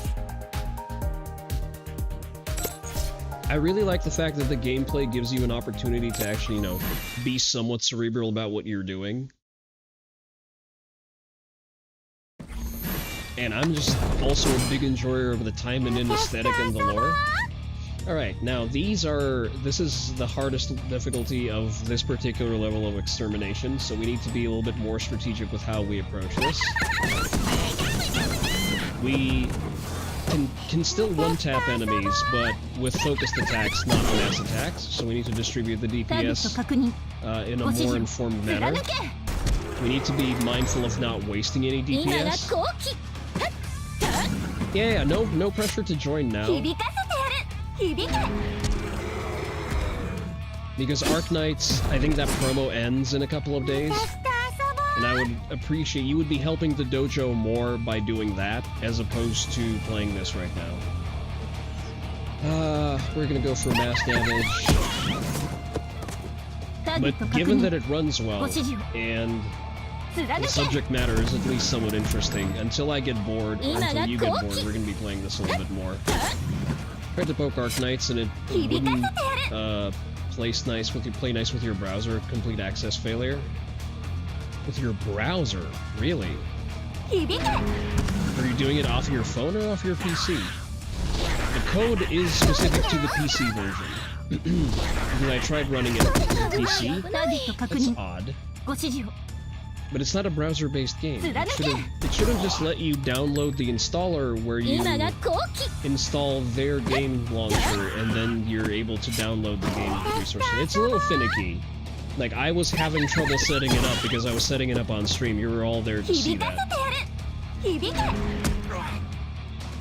Turn through the link and stab you in the face? Really? That's odd. Alright, we need to... We don't really run a risk of failing the stage, just because I'm significantly over-leveled for it right now. We do need to play this a little bit differently. So if we want an extra dip on Saya, then we need to run her EX skill. Or actually, no, we're going to do this differently. We're going to do a massive a target all. Ayame is going to do the same, because her damage is sort of more or less consistent. Going to run you slightly over here. And we're going to have to take a little bit of damage from the secondary mob. Let's see if she's able to kill him. No, she's not. Alright, we collect some burn, not the end of the world. A lot of damage on Saya, I don't like that, because she is one of our primary DPS. We are going to target all. We're going to go EX.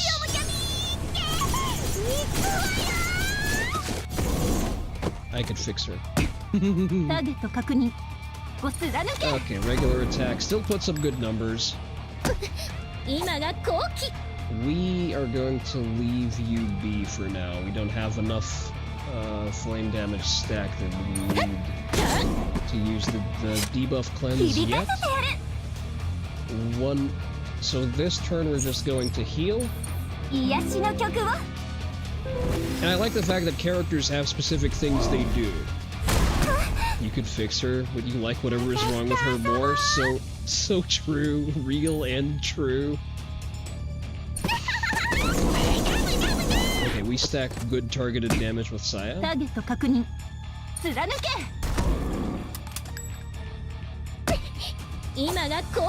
And we still don't burn badly enough, so we're gonna do this. So this is going to make or break the run. The Karma Demon is a pain in the ass because he puts up an unremovable, undecaying shield. That's basically 30% of his HP. However, unless I gamble with this ability and block all demons, which we did. So now he's just going to waste the turn.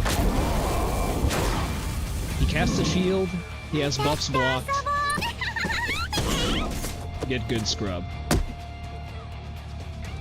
Going to buff our crit rate.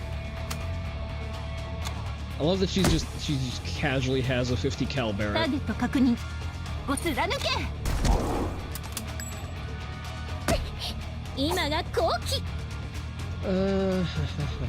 We're not burning, so let's just do the secondary. At this point, we just need to kill him as fast as possible.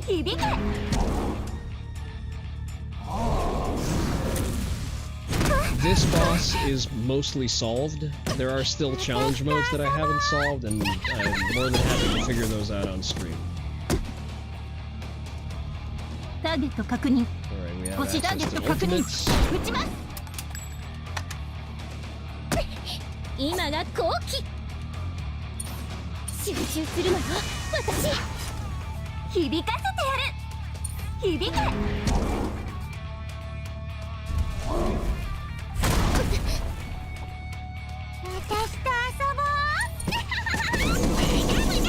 Another great thing about Sai is because she gets extra turns, it effectively shortens the cooldown on a lot of her big moves. and her moves have big cooldowns because of the sheer damage output. Am I concerned about your buffs? I am not.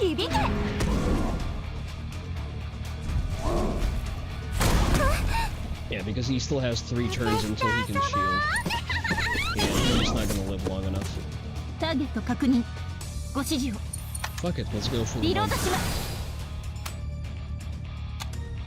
I'm still experimenting with secondary buffs that you get from modules. They're a little bit higher investment, because it involves a little bit of gambling to get them too. How many of those do I need? Do I need 4? I think I needed 4 for Asagi. Let's run this back real quick. I'm seeing new characters I did not see on loading screens previously. So the full release actually has a lot of content.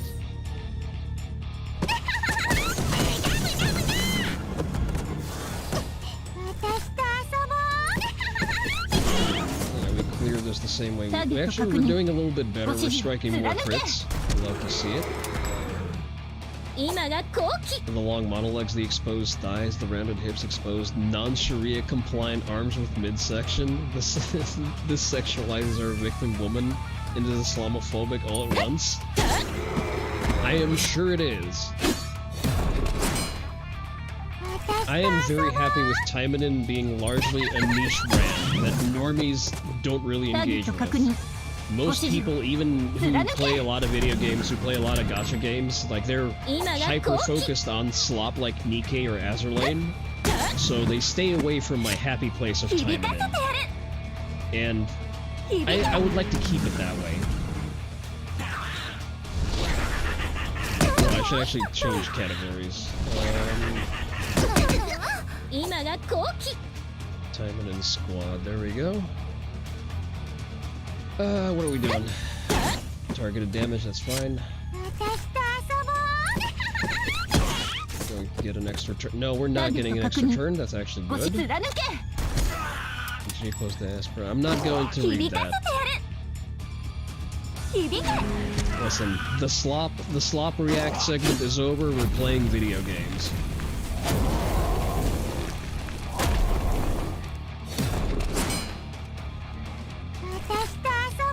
Alright, how did we square this circle?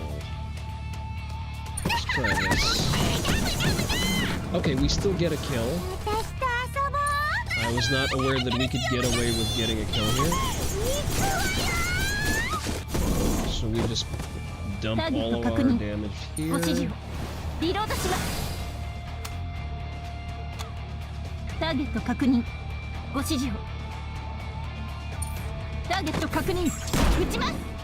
I love that they have the butt jiggle on the prone shot. That's such a nice little detail.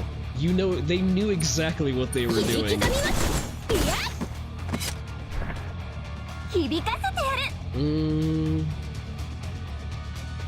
Before you could even set up your account name, it just threw you into the tutorial and is doing you free 10 pulls.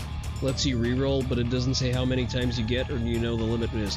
I would say if you roll a purple, then keep it. If you don't have any purples, just keep rerolling as long as it lets you. I just kept my original roll.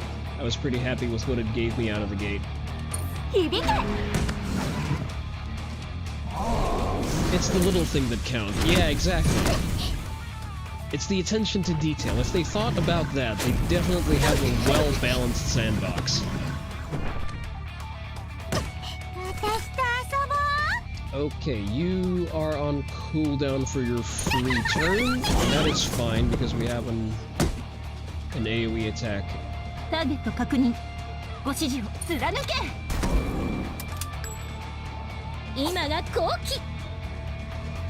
We're fine. We don't need to cleanse any burns just yet. He's going to do one more damage turn, so we're gonna heal.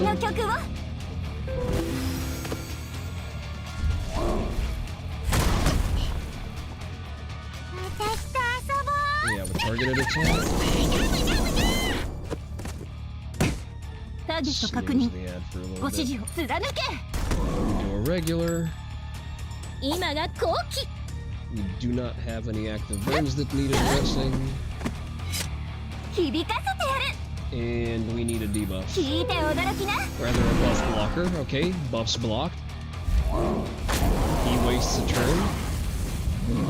I really love that I could just do that.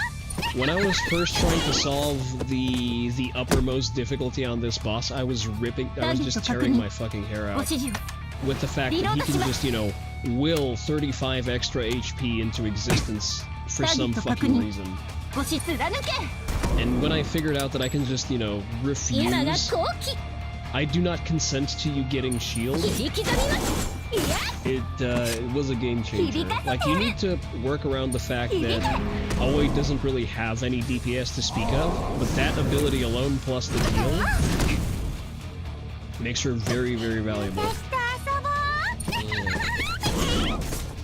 We do basic. You are actually very dangerously low. Almost 30k damage, holy shit. Right, we're gonna do this. Because you are not in shape to take another debuff explosion. Let's see what he does. That's good, we're distributing damage really well. Yes. Okay, we're definitely going to one cycle hit from here. Doesn't have any left. He does not have a lot of juice left in him. Yeah, Aoi probably knocks him out. Oh, never mind, one more percentage. Okay, fine. I kill him on the next turn, either way. Your turns are acceptable.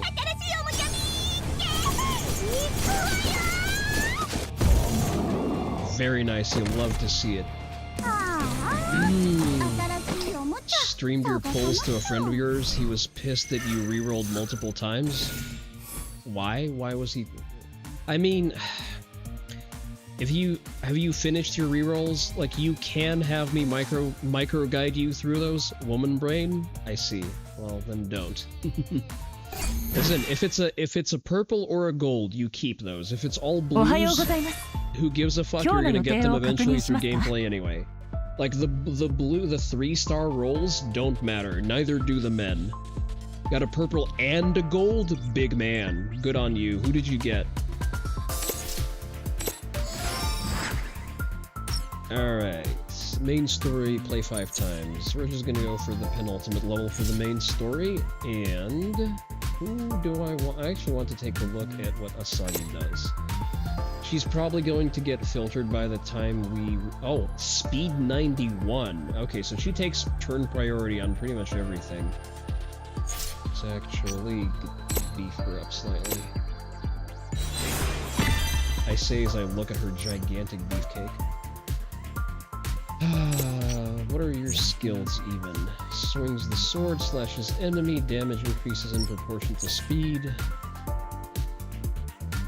Slashes 4 times mid-air for a total of 5 attacks. If HP is below 50% release, inflicts heal reduction. Crit rate increases in proportion to speed. Moves as fast as light instantly. Gains 40% attack up. 19% before attack duration. Okay, what is this? Each time the character gains a buff, turn gauge fills by 20%. Okay, so she gets a lot of stuff for free. Ha! Okay, your attack scales off of speed. However, there are no modules that grant speed. So our priority is going to be crit rate. Attack scales off of speed, you say. Okay, but we do have modules that have speed boosts as part of their secondary buff. So we're gonna do this. So we're gonna buff your attack and your crit rates. 0.8 speed, equip. I'm gonna explain the module logic. So, you have 6 slots and 2 module slots that you unlock later. Well, 6 for cores, 2 for modules. Each core and module has a set of stats and buffs natively, plus it has a little attribute stat. And you need 2 of a type to activate an additional bonus in addition to the stat bonus that it gives. Shinganji Kurenai, nice, okay. You got Yuffie and Sophie as your purples. Yuffie and Sophie are very good healers. I still don't have Shinganji. She's a very good attacker. Borderline broken in half. Good on you, man. I have enough crystals to roll her eventually. It's still a runoff, but Gonzalez lost. Well, he can eat shit and die. He's really crashing and burning. Oh boy. Okay, let's see. Do any of you give speed? You do give crit rates. That's fine. So we have 2 attack buff cores, therefore we have this little dongle that increases attack by 12%. Now, we need this is gold, but it's evasion, crit damage. No, we don't have anything to give you yet. That's a shame. Speed 1%, crit damage, crit rate. We prioritize speed. What is this? Speed 1%, speed 1.1%. This is more speed.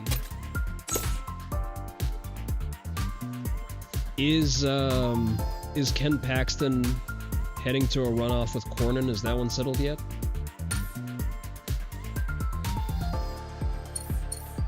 Alright, you're also going to be attack and also 0.8% speed. That's not great. 1.6% speed. Paxton is in a runoff? Okay. Alright, so we have...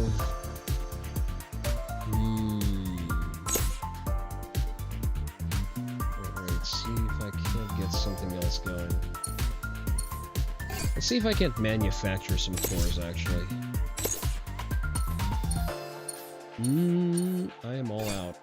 Anything in the exchange post I can use? Nope, we work with what we have. Could actually use this. Power core data. For 600,000, that's kind of fucking a lot. No, I don't like that. I don't like that. We don't rush. We keep the builds until we're ready to build them out. We work with what we have.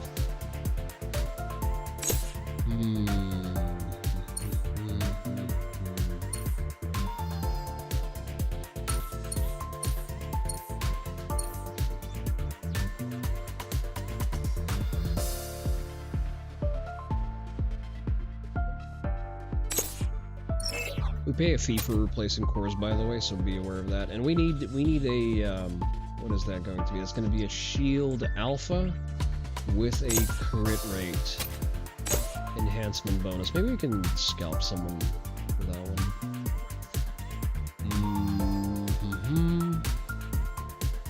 No, we are not spoiled for those, so we're gonna just have to make do with what we have. That's fine. Alright, main story.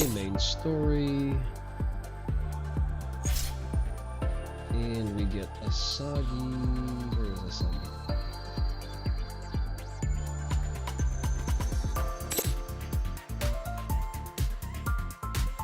Let's pull you. Let me see, with Nagi, I think that's going to be a little bit better. What are Nagi's cores, actually?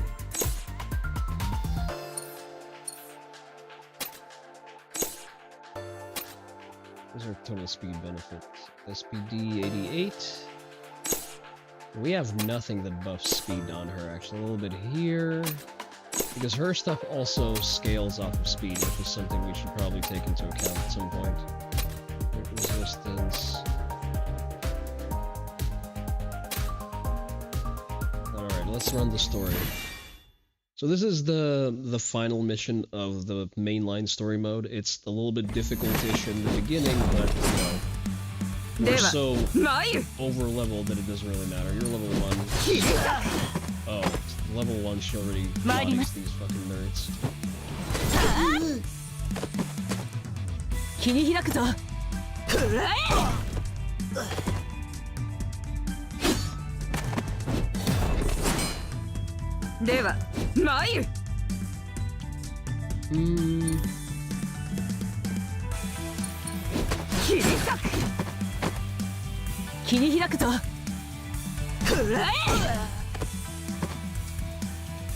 参ります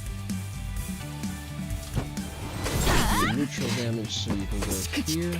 さてやってみよっか見切れるかな 24,000 damage, holy shit, off of a basic attack too.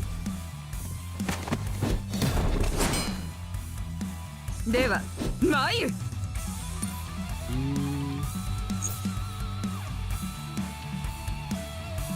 Attacks the enemy. Okay, so all of her stuff is targeted. Crit rate increased in proportion to health. This is good. この剣があなたに見えるかしら奥義後陣弾か I think I like the voice acting more than 気に開くぞ into. 大戦機の一撃受けてみるがいい一撃両断参ります風よ舞い上がれ絶技螺旋部 They knew exactly what they were doing with this. 感謝するさーてやってみよっか悪くないな少しは本気を見せてやるとするか Shit, single.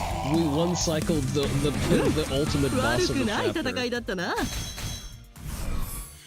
we're gonna retry. We need 5 plays of a story mode mission, so we're just gonna rerun this one, and we're gonna be leveling up Asagi as a byproduct. では参る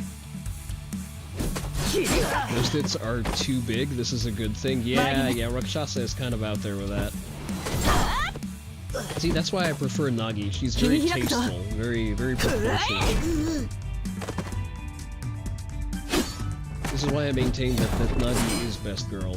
では参る Let's actually try this one. Holy shit, she already one hits. 参ります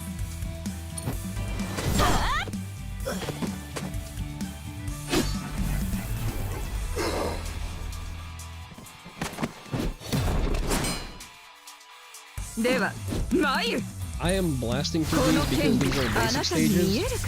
There are enhanced difficulty stages, and I'm still not quite there to take it all the way. So 切り開くぞ there's still quite a bit to do in 大 the 戦 game. 機の一撃受けてみるがいい一撃両断 Although I may have unironically reached into late game before the game was even released, which is kind of impressive if I do say so myself. 舞い上がれ絶技螺旋部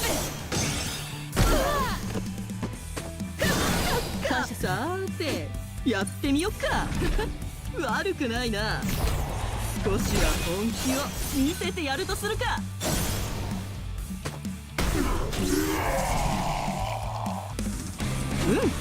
悪くない戦いだったな Let's do another mission just for shits and giggles, just to give you a sampling. I like the Snake Lady is in the game. I hope Power Lady also makes it in. They're one of my favorite side characters. Let's go for this mission. Same lineup, I would probably say. Yeah.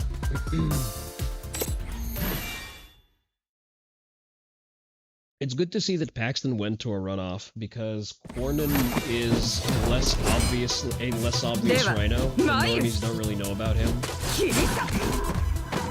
And hopefully Paxton is going to be able to target him in the runoff when there are no spoilers in the race. 切り開くぞ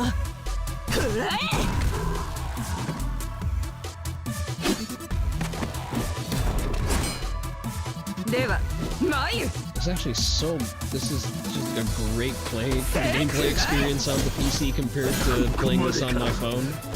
切り開くぞ Now, don't get me wrong, it runs great on my relatively old phone. Like, it's a very well optimized game.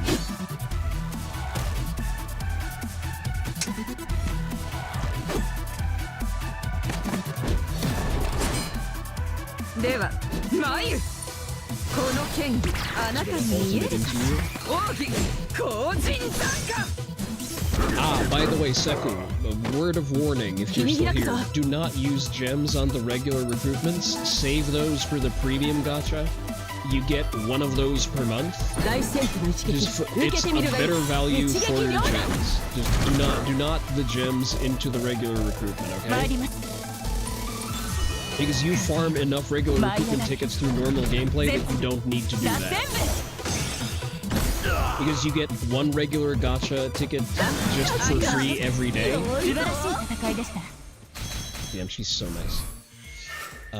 Let me explain this real quick. So, since I know what the late game is like, let's see, recruit. This is premium recruit. This is your primary source of legendaries and elites. All of your gems, if you have gems to burn, go into this because you can buy, not here. You can buy a premium recruitment ticket once per month for 1,500 gems. And this is your best use of gems. Because a regular recruit, it's called special, it's actually regular, costs 1,200 gems. And it's significantly less value. Even though it's 10 recruits, it's mostly going to be 3 stars. So unless you're hunting for a specific 3-star, this is not worth it. Especially since in your daily packages, you get 1 regular recruit for free every day. You also have regular recruit tickets sometimes pop up in the gold store for, it's a random chance. They cost 400,000 apiece, which is, you know, it's a soft grindable currency. So just buy it from here if you see it on sale. And as part of your quest line, on your dailies, you will occasionally be able to farm another regular gacha pass. So it's better to just gradually farm these over time, through the exchange post, through the cash shop, and through the quest, and then recruit as you gain those, and save all of the gems for the premium recruitment. That is the correct way of running that. Alright, do we have anything else we can do? Well, we can arena, but arena is not available for another 3 days. It sucks to suck, I guess. Clan tokens. Arena tokens are not available yet, because I have quite a number of those. What can we do in the clan, though? Like, mission, donation, available in 10 hours. What are missions, though? Use 300... Okay, guys, we're gonna need some help. Fuck Arknight, focus on this, please. This is a higher priority. Okay, use arena tickets. I guess I'm kind of contributing. Special missions is also a fun one. So here, you know how all units have a type and an element. An element is self-explanatory. A type is like their zodiac sign. It's attached to a specific celestial body. So for example, let's go with Jupiter. So Jupiter missions can only be played with a Jupiter-type characters, irrespective of their element. See how that works? Wait, that mission looks very different. Did they redesign the stages? I think they did. Okay, let's see. No, not materially so. Are you going to be useful? I don't think you are. Let's move you and get you instead and play this here. And there's a whole skill tree of static buffs that you get per element and per attribute.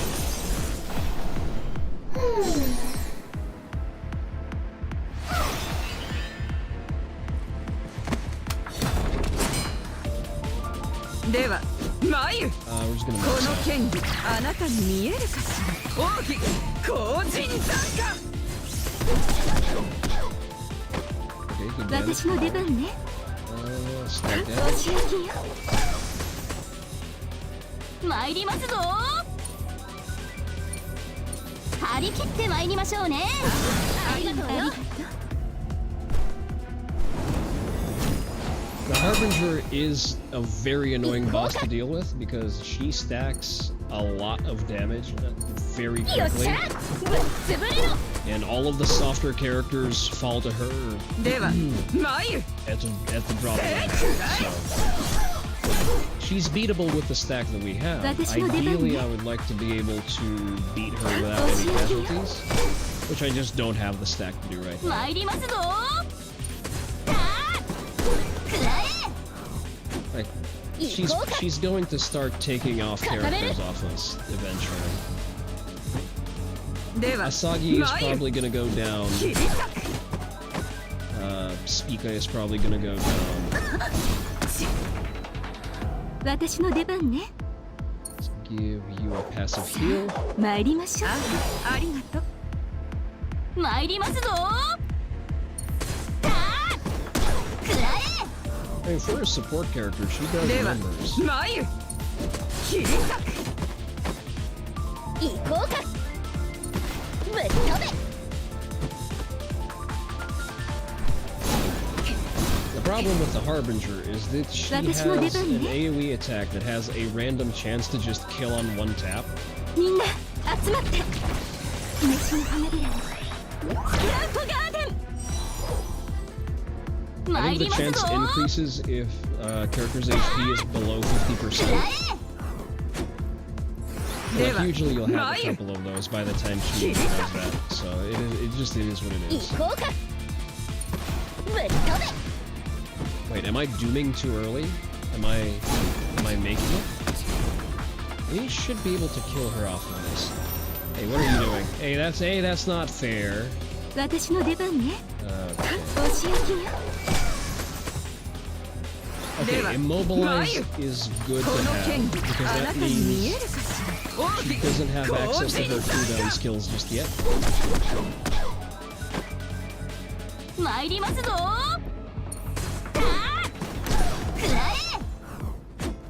We need to one cycle her, 2 at most, so let's focus on dealing damage.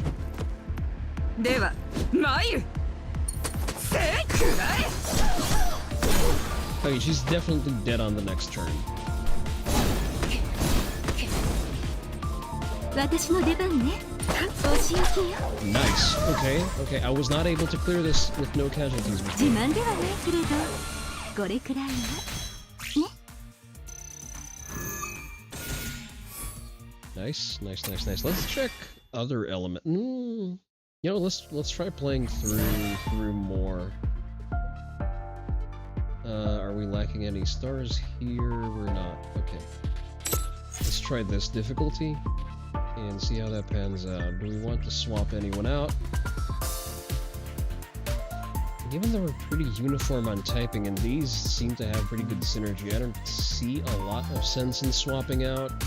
She sometimes has utility, probably not at this level. Oh, they've added an element synergy too. Interesting, that's new.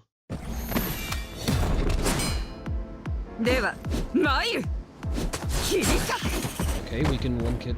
私の出番ね。お仕置きよ。参りますぞ。 Stack some damage here. 行こうか。 Alright, we can take a little scratch.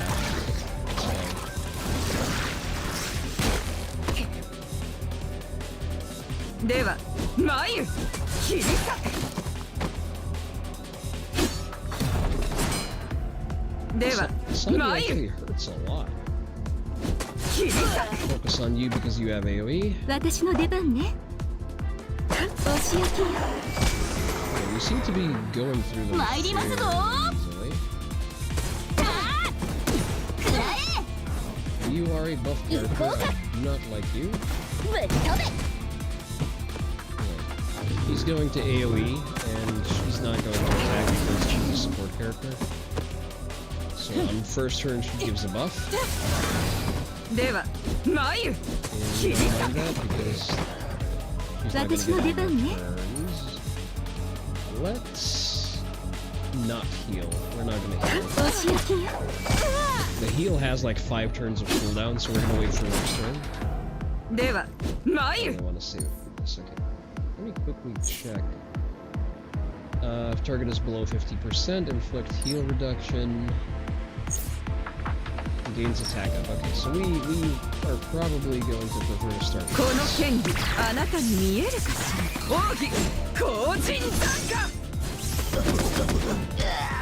I like that this is a multi-hit. This is going to be a boon when dealing with shielded characters. 参りますぞ Speaking of which, you may actually want the shield. 張り切って参りましょうねありがとうよ行こうかよっしゃぶっ潰れろ No, she can't one tap those. She's a little bit under leveled. 無駄よ And that's actually a big difference between like a 3-star character and a 5-star character. She's technically higher level than Asagi. Asagi, being a 5-star character, is just out of the box. She has a better stat product. So any investment you make into her is going to pay off better. And she just does more, but you know, it's a typical gacha power scaling problem. 私たちの勝利 However, the 3 stars are far from useless. If you invest enough into them, they do pay dividends, especially if they have something like a unique ability, for example, like Spica, where she casts a pretty hefty shield on all power type characters that she plays with. Oh, okay, this is getting kind of girthy. 参りますぞさあくらえ行こうか We are probably going to take some damage, but that's okay. いてい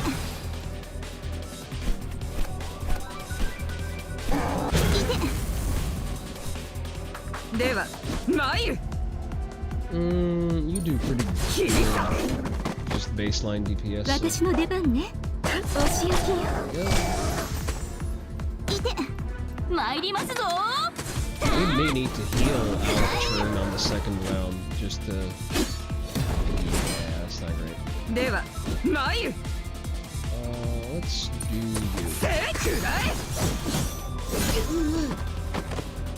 私の出番ね We do not need to heal yet. 参りますぞ We're also not shielding because the shield is not going to persist into the next round, and I would like to have shields for that. Okay, even if he hits us once, it's going to be very low damage. And it's neutral damage. Basically. And Asagi gets to get a turn down. That's fine. Now, the mech suit is our biggest priority because this bastard targets everyone, and he hurts like a fucking shit. Which, you know, not entirely unexpected, someone in a fucking Gundam suit.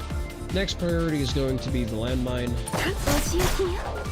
because big AoE, electrocute capability, bad news all around. Electrocute disables all of your skills that aren't your primary. We don't like that, so we're gonna clean you out. So now we just have 2 crossgoer cultists.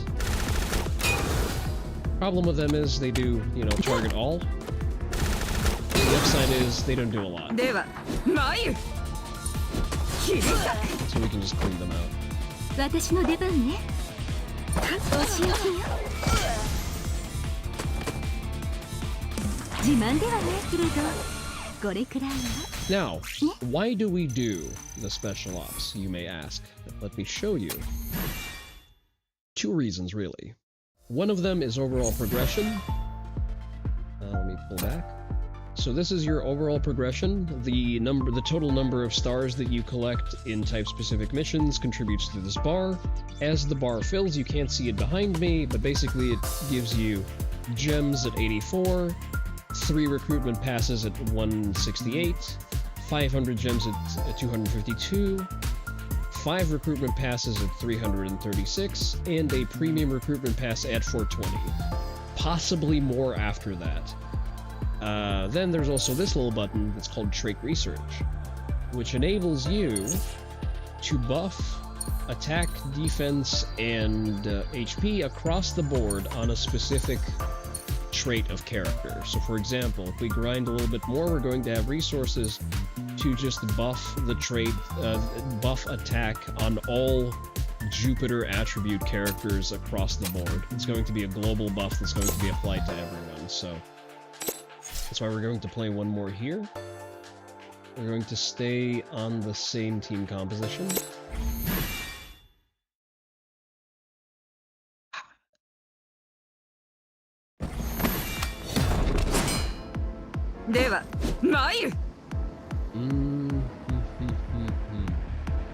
You are a larger problem, and by the time you get to stage 3, you're going to get a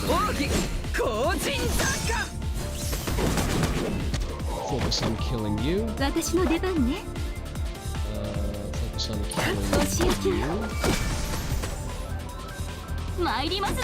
Suboptimal, but we'll take it.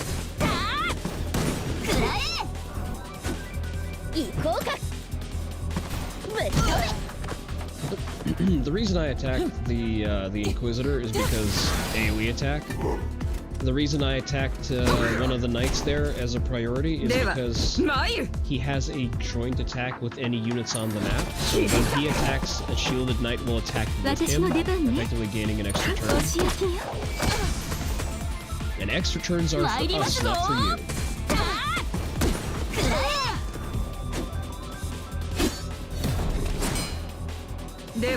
Alright, here our priority is going to be mines. So we're just going to scratch one instantly. Take this one out. And everything else we just mop up. Ad hoc. So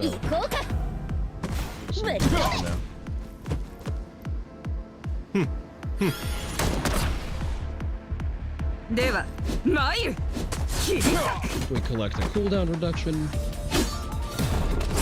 Alright, this is where the real shit starts. We're likely going to have to eat at least one AoE.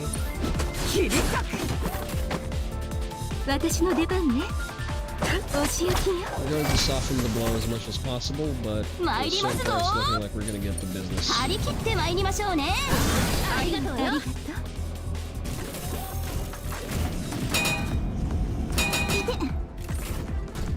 Okay, Spica is already without a shield. Okay, we definitely took damage, but it's not too tragically bad. Active skill disabled. I wasn't aware that she's able to do that.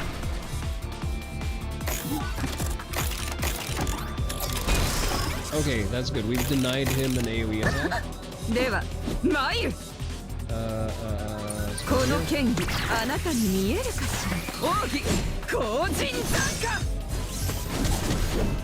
I'm not tired of looking at this because she was not in the beta build. We're gonna heal. She's a cool SO. I've had more than enough exposure to her just through playing the beta. Does this kill? This does not kill. This does. And you still have your skills on cooldown, so you are actually more damage. There we go.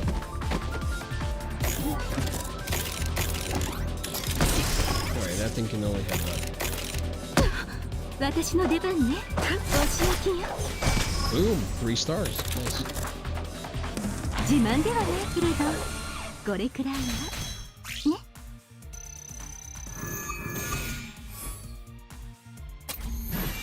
We probably won't be able to clear the next stage, just looking out for that. Let's see. Yeah, blue agility type. Or is it agility? So yeah, it is agility. So we would need more greens, and we don't have enough high power greens to go through this. So we're gonna just leave Jupiter off for now. See if we can't do something more interesting on Mars.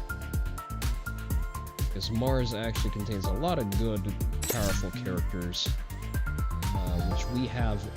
We just up-leveled you. So I actually struggle with this one, despite being above the level threshold, if I recall correctly. Let's try it. Let's try it. It's worth 2 tickets. This one is not guaranteed to work, because Nagi, we don't have a sustain with us on this map. Just because we don't have anyone of the type who has a sustain. So it's... we have to kill it before it kills us. purely a maxing out damage kind of deal.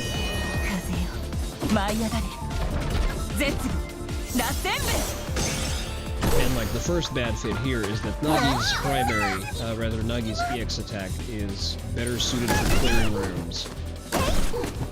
My biggest damage dealer for pinpoint damage here is usually going to be Sora, and she has a type disadvantage. And she really shines as a finisher, not as an overkill. Because she does extra damage when the target is below 50% HP. So, I either do not have the stat for this, or I need to heavily overlevel in order to be able to clear this.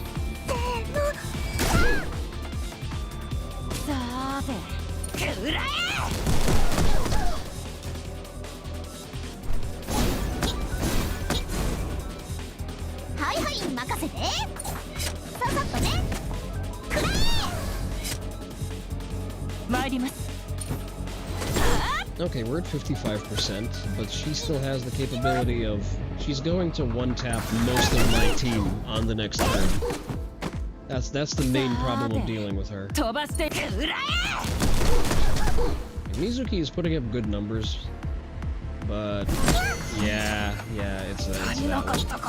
I hate that fucking attack so much.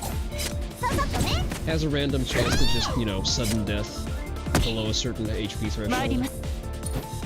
And with no sustains and not enough DPS, there's really not a lot we can do to prevent her from doing that.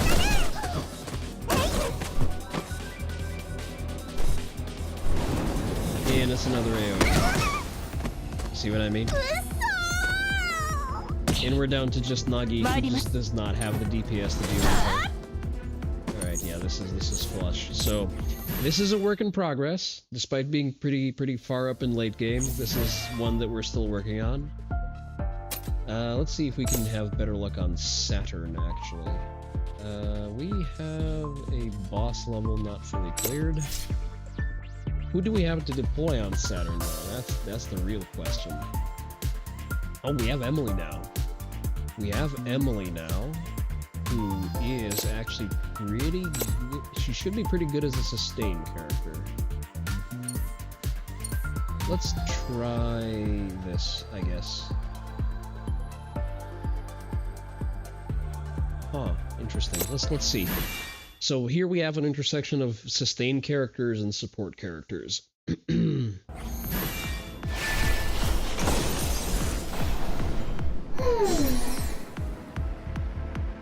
Harbinger is a gigantic piece of shit. Like, I really hate dealing with her.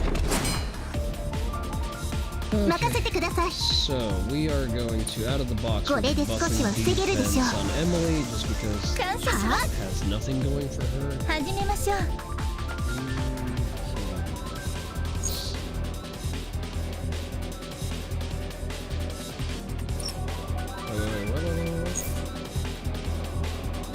Target's HP is less than 40%, grants immortal for one turn.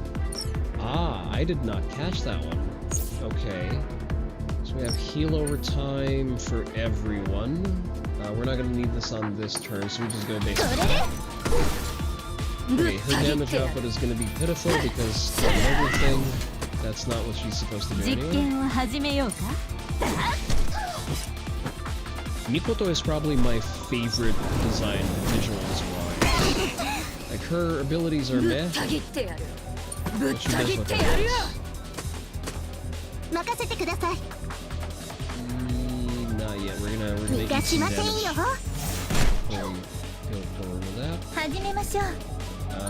Healed, yes.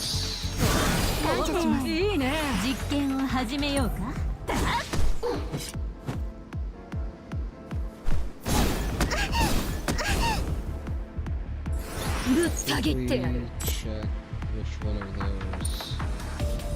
Targets all enemies, inflicted with poison. Brilliance of the False God blows dust and the enemy causes an explosion. Attacking. Slow cooldown 3 turns. I think it's this one that. No. Enhanced Mask of Awe, that's the one I'm looking at. So that one's in the next turn, so.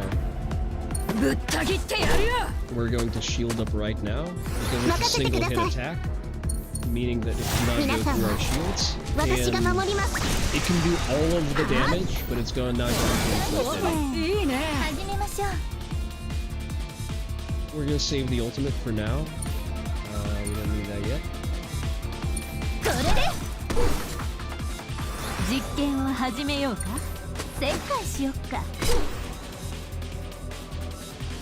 Yeah, that's the one. That's the one. Alright, we've parried all of the damage. Let me check in just a second. I have to check my phone. Alright, what do we do with you now? Reinforce you. Okay, there's a slight heal. That's good.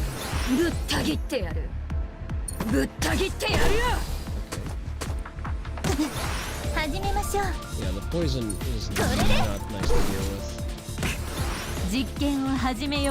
You self-heal.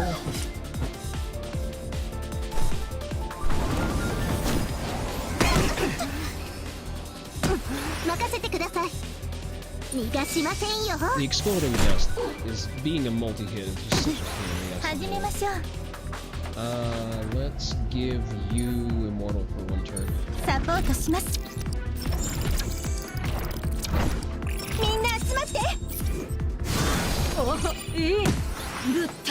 You know what? This actually goes pretty hard for certain characters because certain characters have a built-in immortality mechanic, like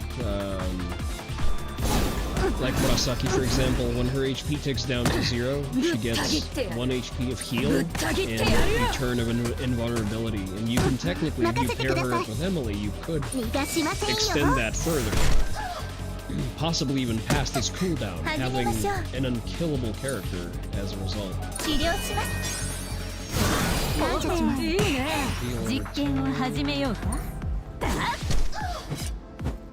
Probably not going to be able to win this with no casualties.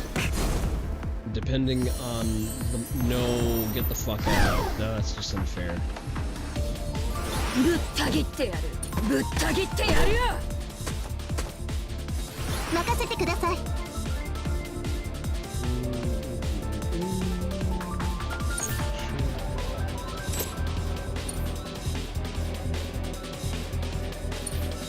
Okay, 2 more turns. So we're gonna wait for that, otherwise we're just gonna waste it.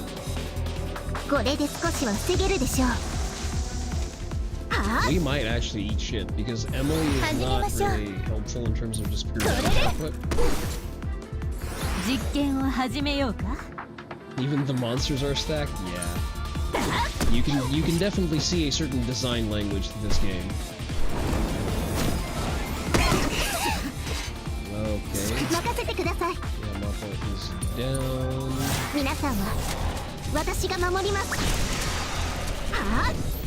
I'm just going over the late game stuff and explaining the purpose of certain grinding modes, as well as trying out new characters as I get them.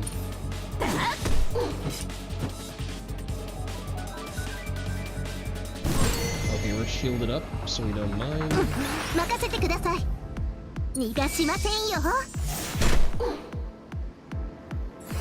If we get this, we're gonna clench this real close.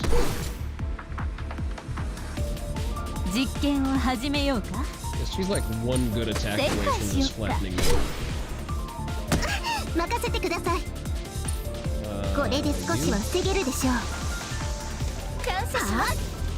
Yeah, like Emily's health pool is so low that something that's even not supposed to be a sustain, for all intents and purposes, is healing her like half HP. This is not great. This is not great. I think she's also about to cast that fucking attack. No, she's not. Mask of Oz. It's gonna be Brilliance of the False God. I want to shield. What is my cooldown on this one? 5 turns now. It's when you start cutting closer to sort of enemies you're not optimally stacked against, where you need to get a little bit more creative with what you're doing with your moves. Alright, we're fully healed. You know what? I think that server shut down in 10 minutes. Really? That's good to know. I guess that's a reasonable cutoff for the stream. Alright, you gain immortality. You just do what you're doing. We've been had. I mean, not really. It was about when I was going to cut the stream. So actually perfect timing.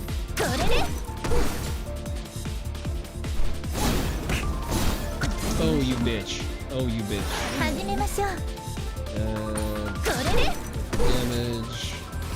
We may be able to clutch this. We may be able to clutch this.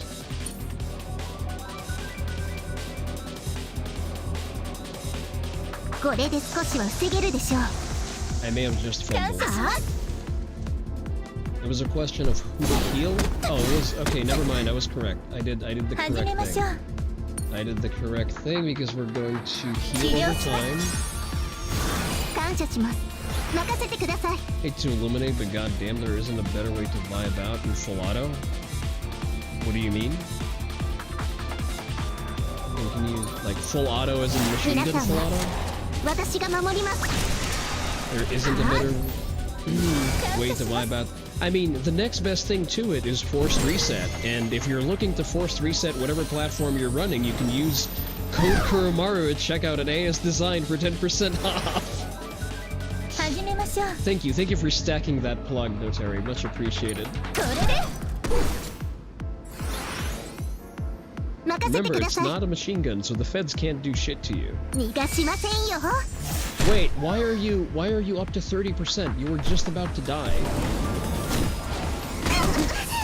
God, you cunt.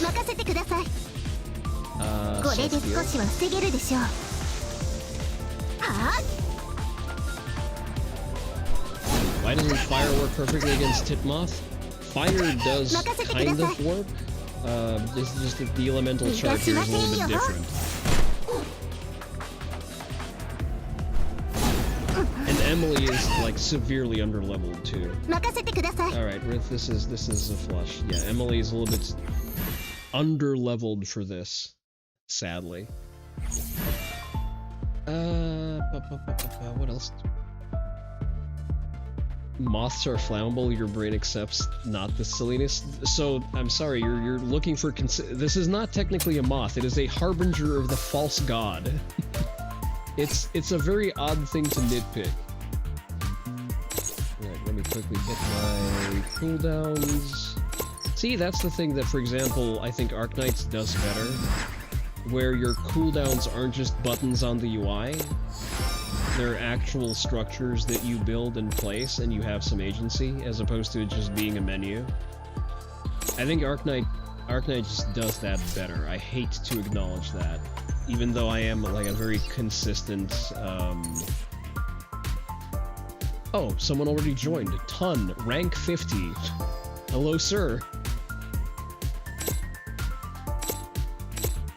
We already have a friend. We already have a friend helping us who's about our level 2. So definitely someone who maxed out the beta there. Okay, we have a couple more minutes. Let me show you what a ton of assistant has arrived. Don't get the fuck out. So challenge mode is another fun activity that you can use in order to severely decrease your enjoyment of the game. Basically, in late game, as of right now, it is your primary grinding means for money and experience.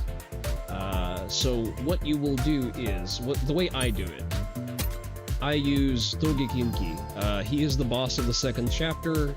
At max difficulty, he's relatively not bad. He's relatively squishy, and he doesn't have any annoying abilities. So what you do is you have your primary carry characters. For me, it's going to be Rakshasa and Murasaki. Sometimes I will just not have another character. Sometimes I will just have the characters that I'm power leveling. So for example, who do we want to beef up for some levels here? Let's say we're definitely... So normally if I want to power level a mob into upgrading him to a higher star rating, this is where I would do that, but I will not do a male on stream in order to not offend your tender sensibilities. So we're just not going to do that. You get the Gyaru, the Horgaru ninja instead.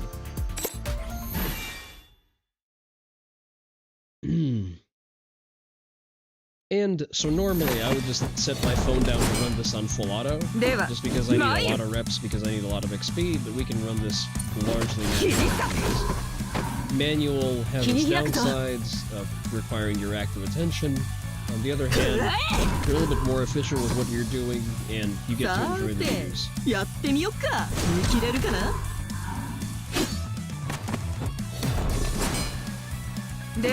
You wonder who has Shando's stream as a full-length redeem?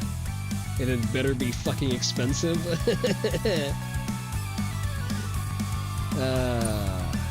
We will never know. We will probably never know. We have time.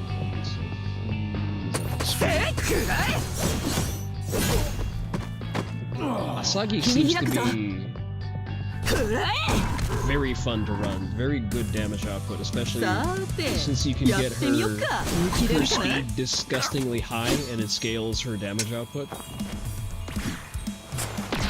This is what I like about the game. There are so many stats to play around with, it allows me to just break the entire sandbox. Like, this is a sub 10 level character. But with just equipping her with the correct course, I already can make her disgustingly powerful.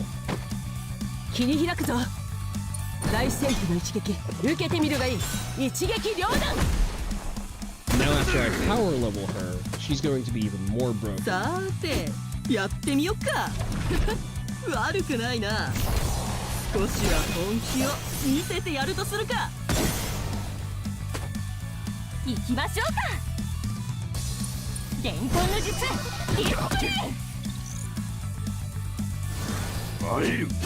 Gotta get a little close, but we should be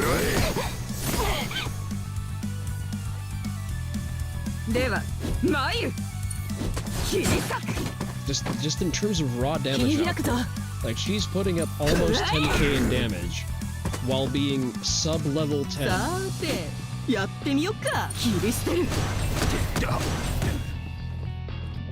She doesn't even have a full suite of cores on her. And this is a late game boss.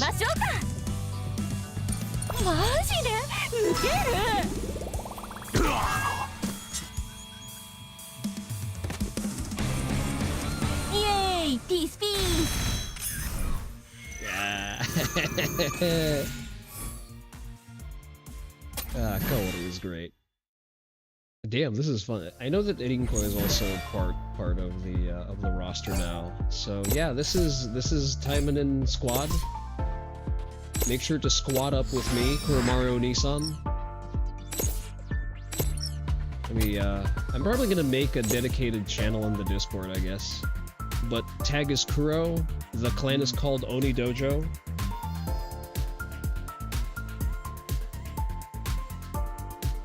I don't believe you for a second you willingly went outside with that many clothes on. Listen, it's a uniform. We have standards here, okay? Don't worry about it. Alright, we're gonna exit game for now. Especially since maintenance is coming up anyway.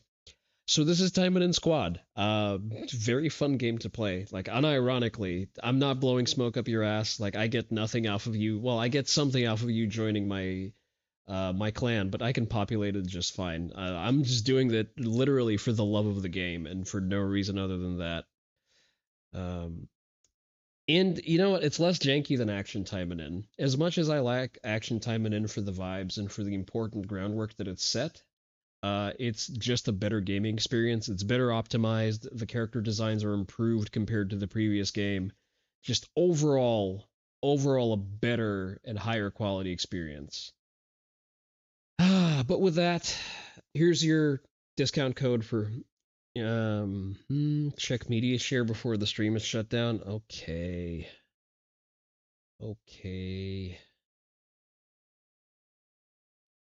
You caught me just in time, god damn you.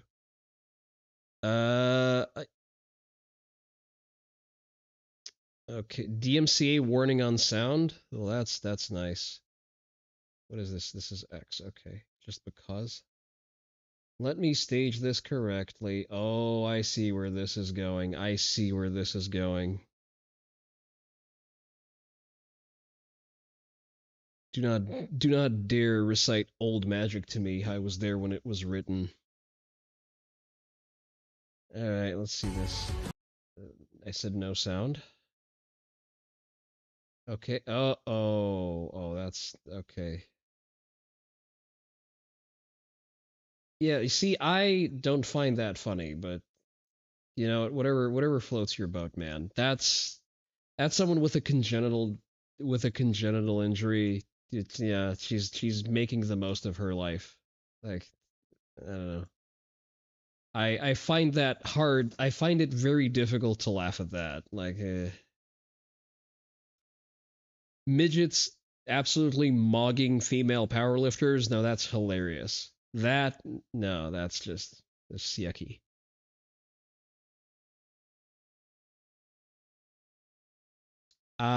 Yeah, I'm gonna pre-screen things that you send for a while now because that was not a great look. No, Terry, I'm not gonna mince words here.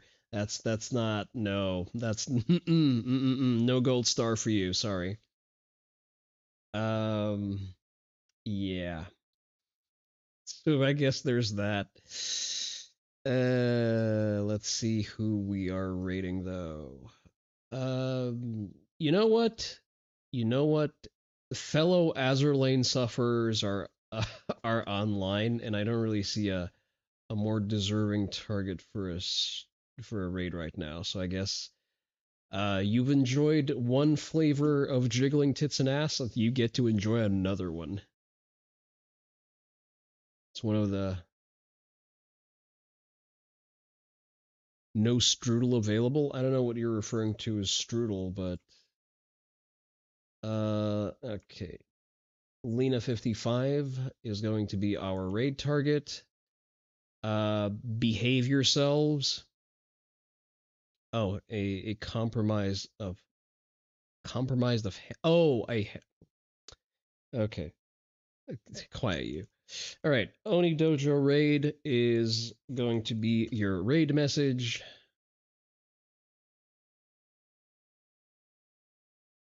Use whatever emotes you have. Let's not shill products in other people's streams. That's not nice. This is your raid message. I shall initiate the raid right now. Yay, jiggles. Yeah, there's going to be some jiggles in that channel, so stick around for the raid. You're going to enjoy that. I guarantee that. Code Kuramaru, 10% off of everything AS Design. Do not give money to Rarebreed. Give money to AS Design. I don't get anything from the code. I just get you a discount, and then if we perform well, maybe we'll get more stuff. So maybe consider that when you need an MP5 to go extra fast. This has been Kuro Onii-san reminding you that all gun laws are infringement. Bye-bye.